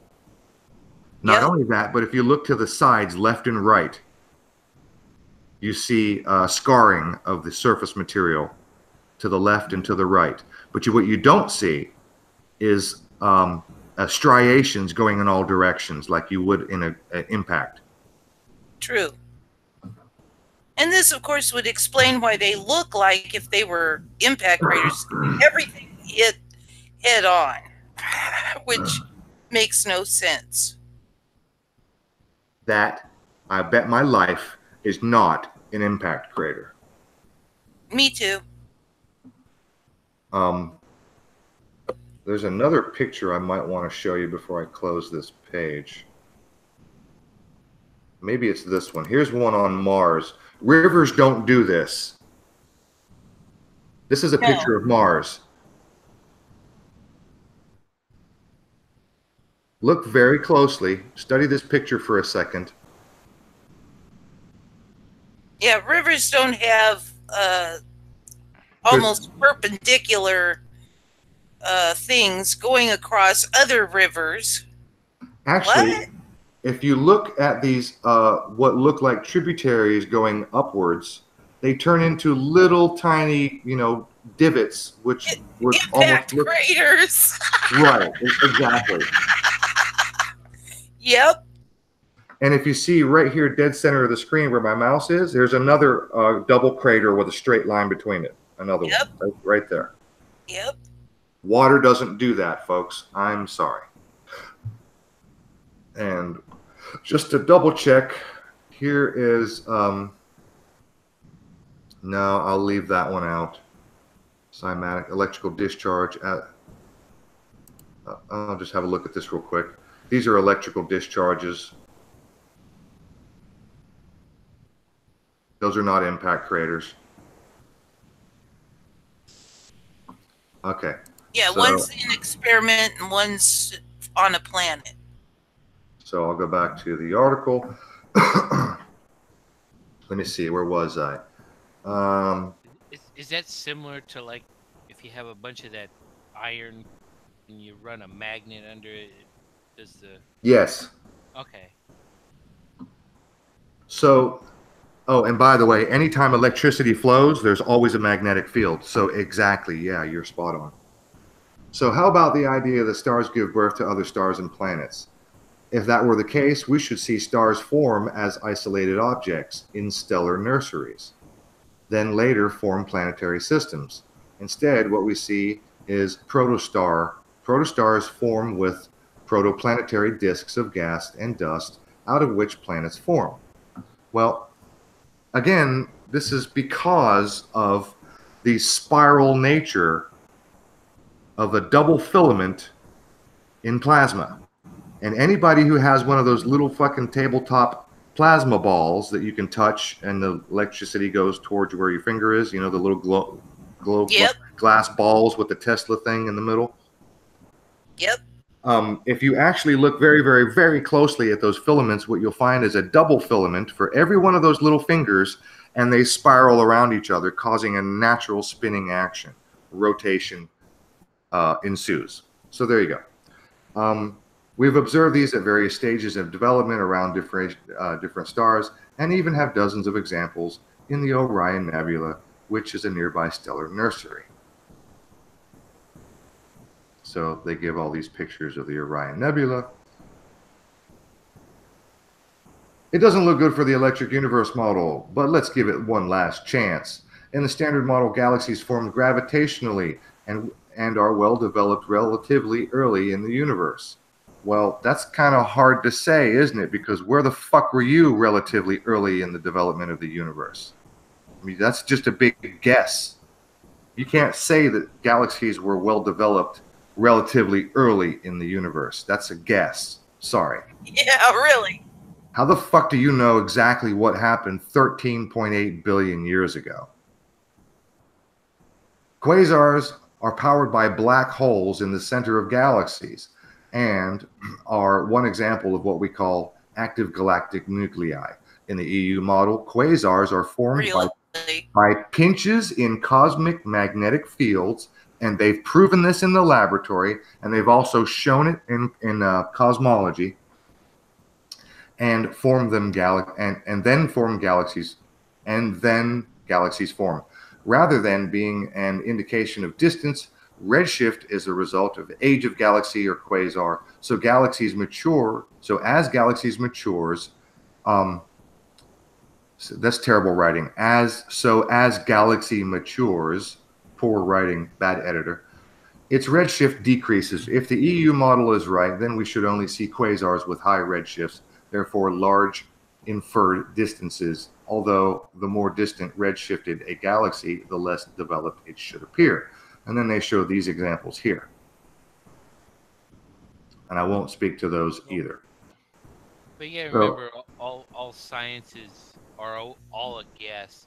I mean, it's like going to the doctor and having them tell you, well, there's just some things we don't know. You know, it's like they try to come up with the best explanation and hope that, you know, that's what it is, you know.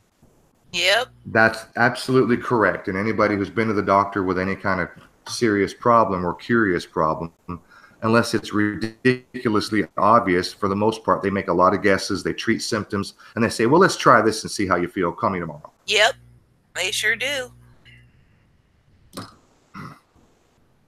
So here's a collection of barred spirals at different distances or redshift. Notice how the most distant ones are the least developed. No, actually, they all look pretty similar, which is exactly what the standard model predicts.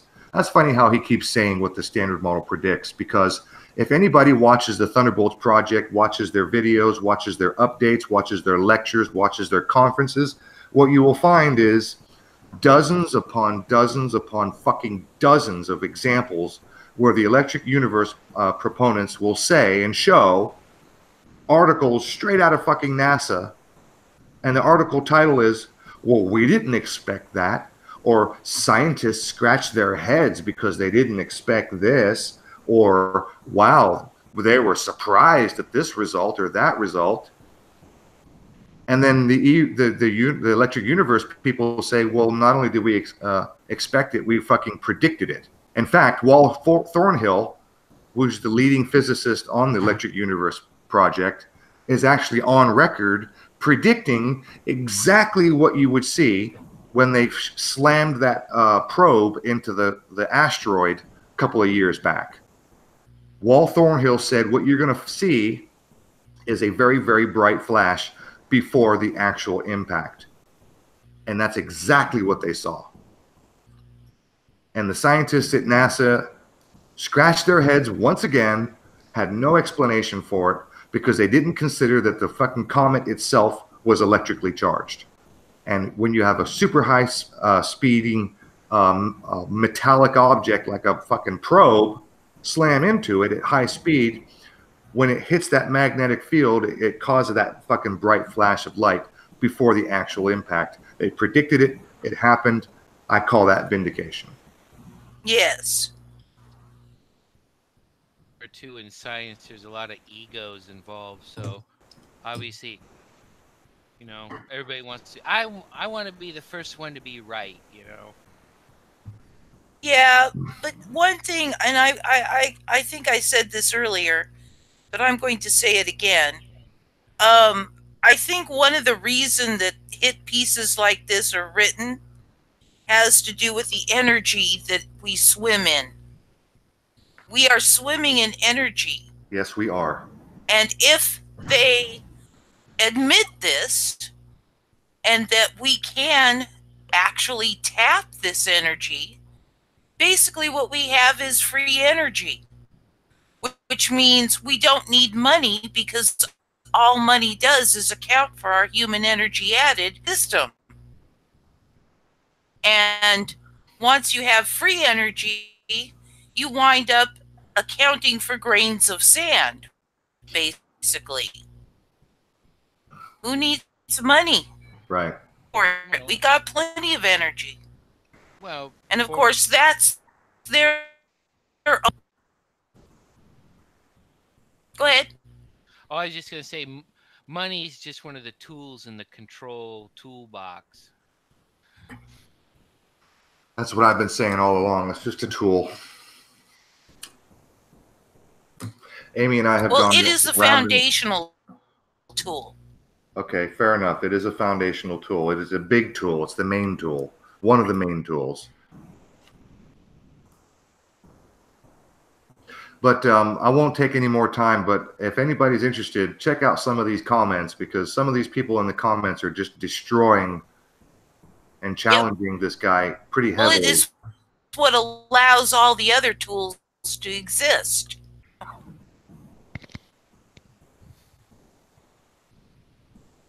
Well, that's how they can force you to keep playing this Ponzi scheme game. Good.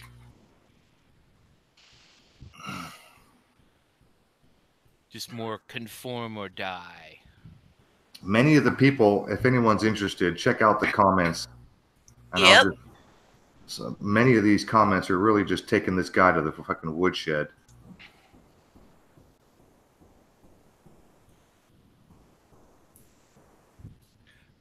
But they're not credible. They're shills because they don't have a YouTube channel. They don't do any content on their YouTube channel. They're shills. Yeah. The end. Well, I'll say this. Like, I disagree with this Electric Universe thing. Like I said, I'm a Big Bang fundamentalist, and I think you guys are technically apostates. Does that mean you're going to throw me off the top of a building? Well, apostates back in Christian times. Now, an apostate would be somebody that believes in the Bible, and they're a Christian, and you know they're raised and they grew up that way. They're Christians, but at some point in their life, they decided that maybe the Bible isn't the truth, and technically, in the eyes of the old Catholic Church, there was no greater heresy than apostasy. And what they would do to apostates was they would nail them to a cross like Jesus and let them die on the cross. Did you know that the punishment to this very day, as you and I speak, in strictly Muslim countries, the punishment for apostasy is death, the beheading. Well, as it should be. As it should be. As it should be, yes. But I mean, apostasy is literally anybody who leaves their religion. Any religion. Because you're considered a turncoat. Yep. Yeah, I'm pretty sure some of the only countries that outlawed that kind of crazy shit have been invaded over the past 10 years. So, yeah, since Syria was a Ba'athist country, so Renaissance Islamic party ruled country, that would have been that would never have flown in Syria until recently. And same thing with under Saddam's Iraq, that would have been something that would never have happened.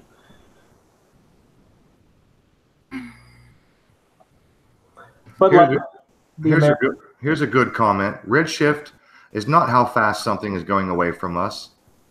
If it were, then the redshift of a star attached to a parent galaxy would be the same as that galaxy. Correct?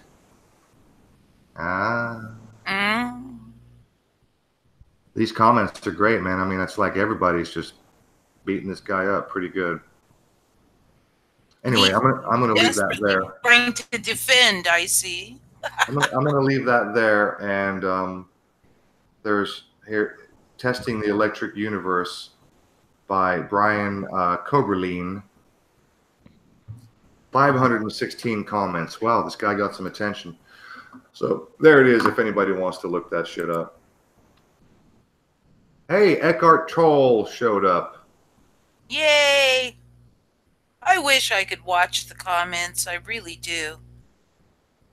My poor machine has enough problems. So Lady Zaga says, so how did it all start then? Well, Lady Zaga, I'm going to be intellectually honest, and I'm going to say I don't fucking know. Hey, there you go. Me too. I have no clue. But I will say that according to the Electric Universe people who know a lot more than I do, they're suggesting that there was no beginning, or there is no perceivable beginning, and that the Big Bang never happened, that energy always existed. And although Einstein did get a lot of things wrong, one of the things that he did get right is that energy and matter is constant, and energy actually can become matter, and matter can become energy. So I honestly don't know, Karen. I don't have that answer. Or Lady Zaga, sorry. If I could address Lady Zaga, I think she should ask California Guardian. He would know. It's a channel we both together. She'll get it. California Guardian. He's one of those cop watch guys, and he does a thing where he's just driving along and talks about whatever subject people pop up in the chat box. Him and I have had an argument or two about things, but he's all right. Well, right on. King 9, I appreciate you stopping by, man. No, I'm sorry. I had other stuff going on. I also had a ceiling fan blade I had to fix.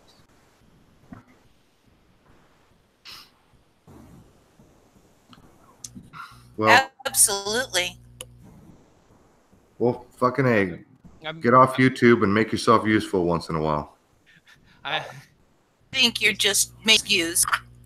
Well, yeah. What are we thinking for 100? I was thinking of a party, man.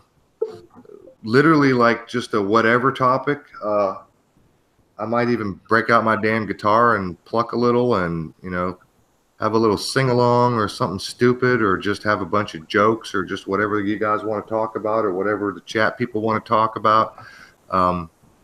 Just a bunch of a good time. I was going to invite practically everybody, Mark and Juxtapose, who I haven't talked to in a long time, Blue Blood. We'll get everybody in here and just have us a ramble on.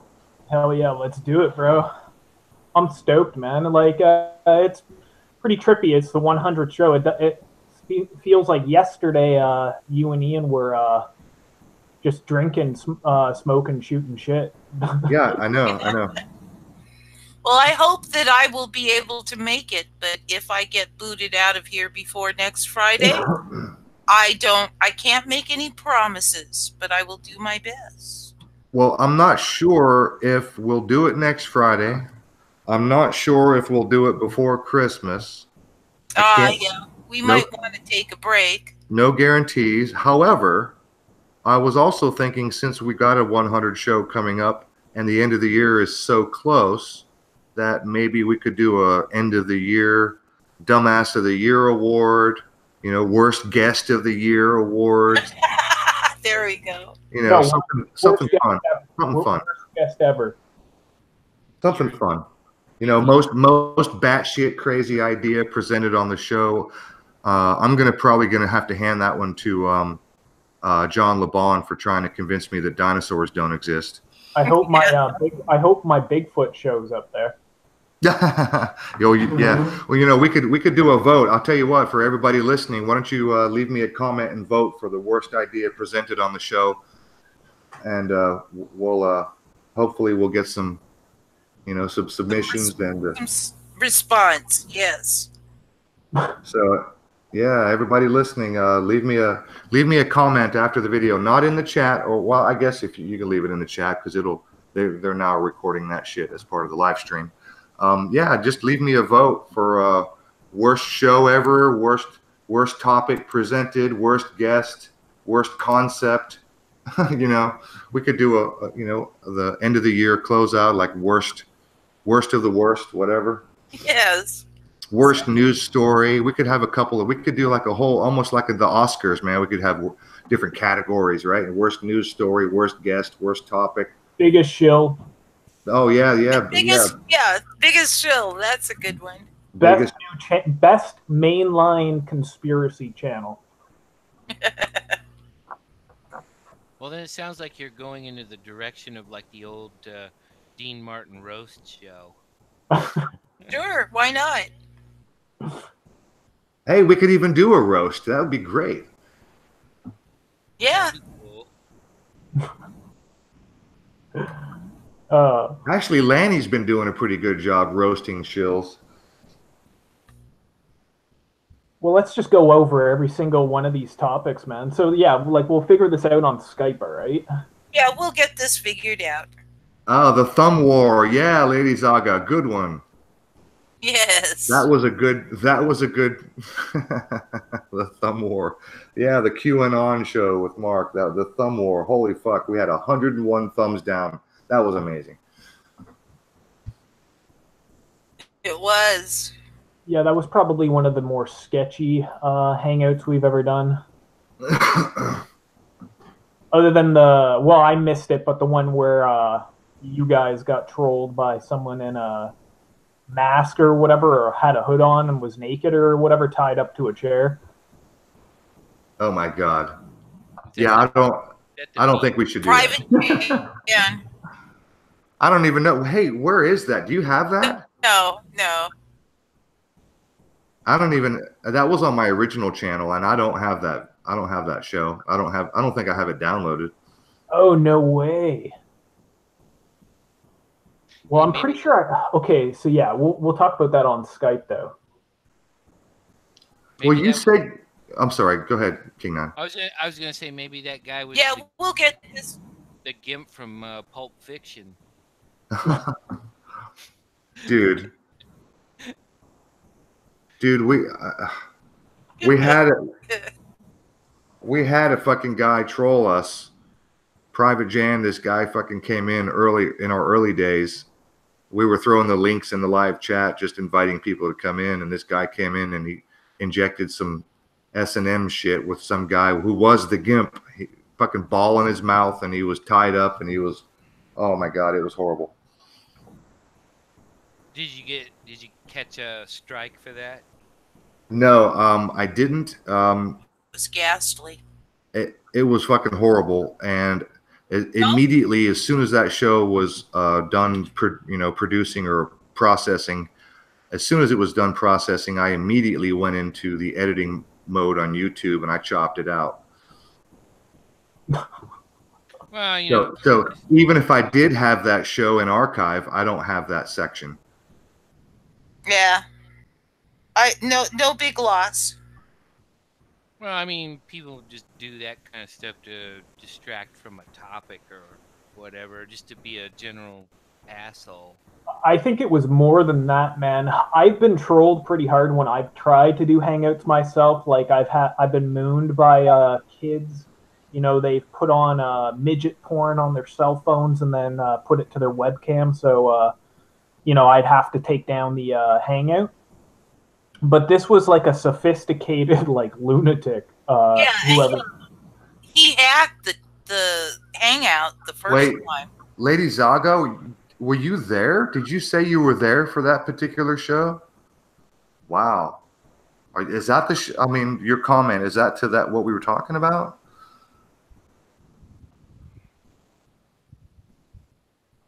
And we wait. Is Bart coming for show 100? Dante, we haven't spoken to Bart. He won't even respond. He is like abandoned ship, man. Because Yep. I mean, he won't. He hasn't said anything on Skype, and I've sent him, messages. It's been a long time, but I pretty much stopped trying.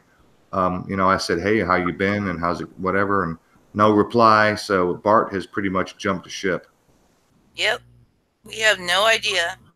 World Peace says he was there too. So I mean, you guys know we're not talking shit. That was some fucked up stuff. Well, yeah, I guess I've been kind of lucky from when I did my shows, throwing it out there to the ether. I never had anything like that. I've been on other people's shows where that kind of crap's come around. It was some dark web BDSM shit, dude. It was creepy as fuck. It was very creepy. Yeah, the guy wasn't he wasn't sharing a video or something like that. This guy was legitimately showing what was being seen through his webcam. And Yep. It was like a fucking storage warehouse or some fucking crazy shit like that. It looked like an industrial storage unit, or I'm not even sure what the hell it was.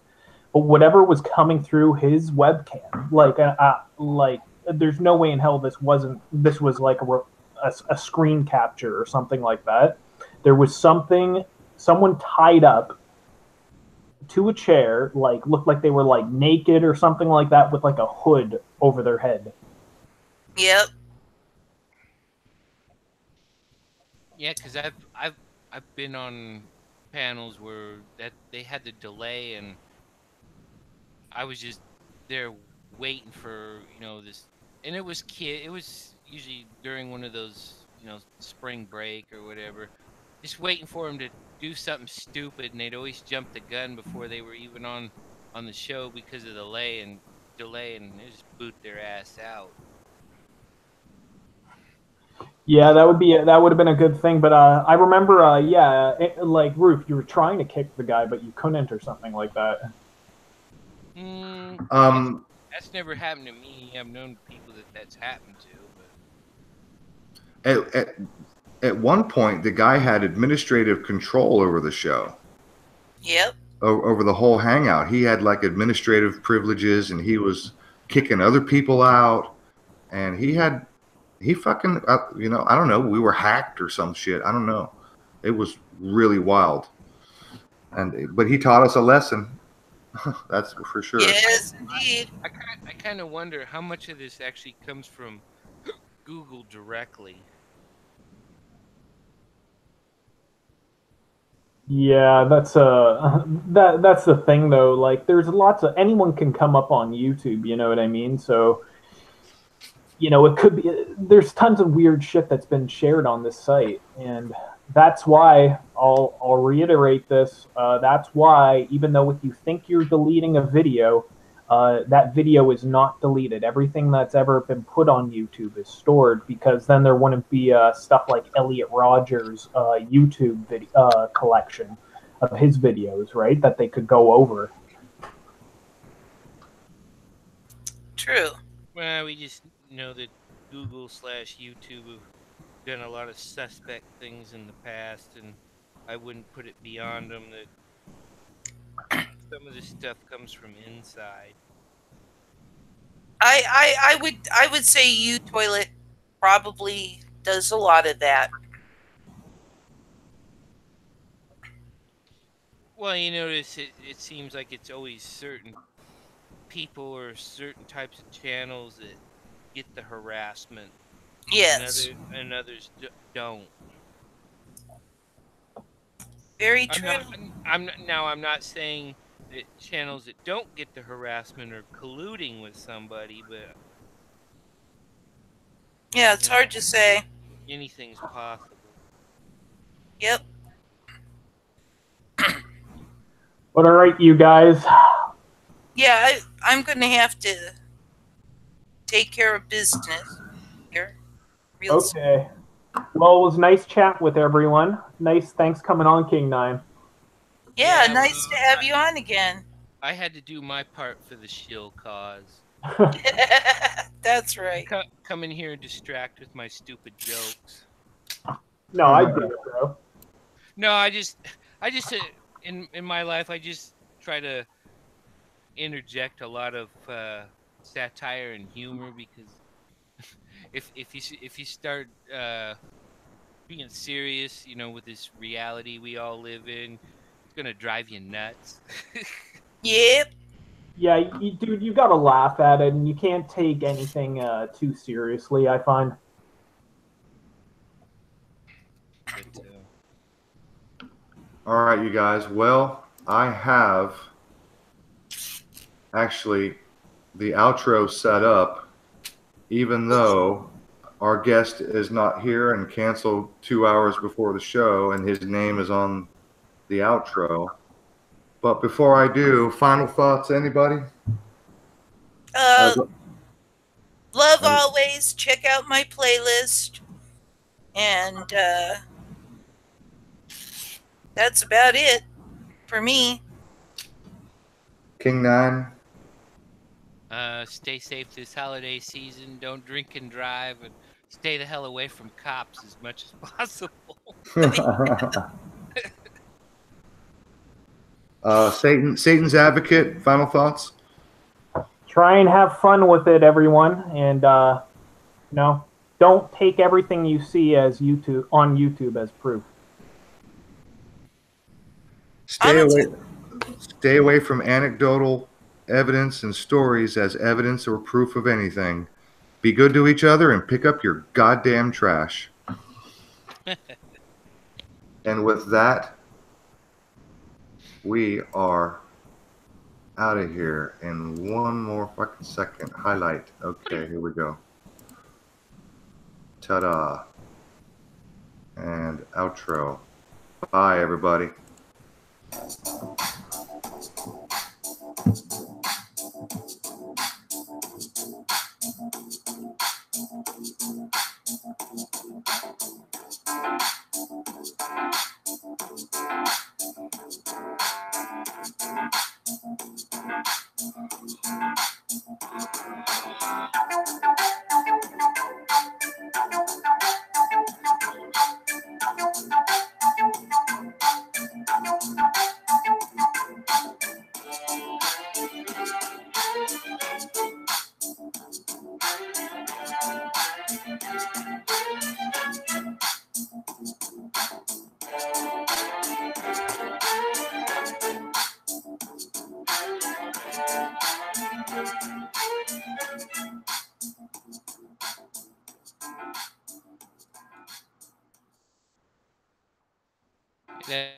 You can do that.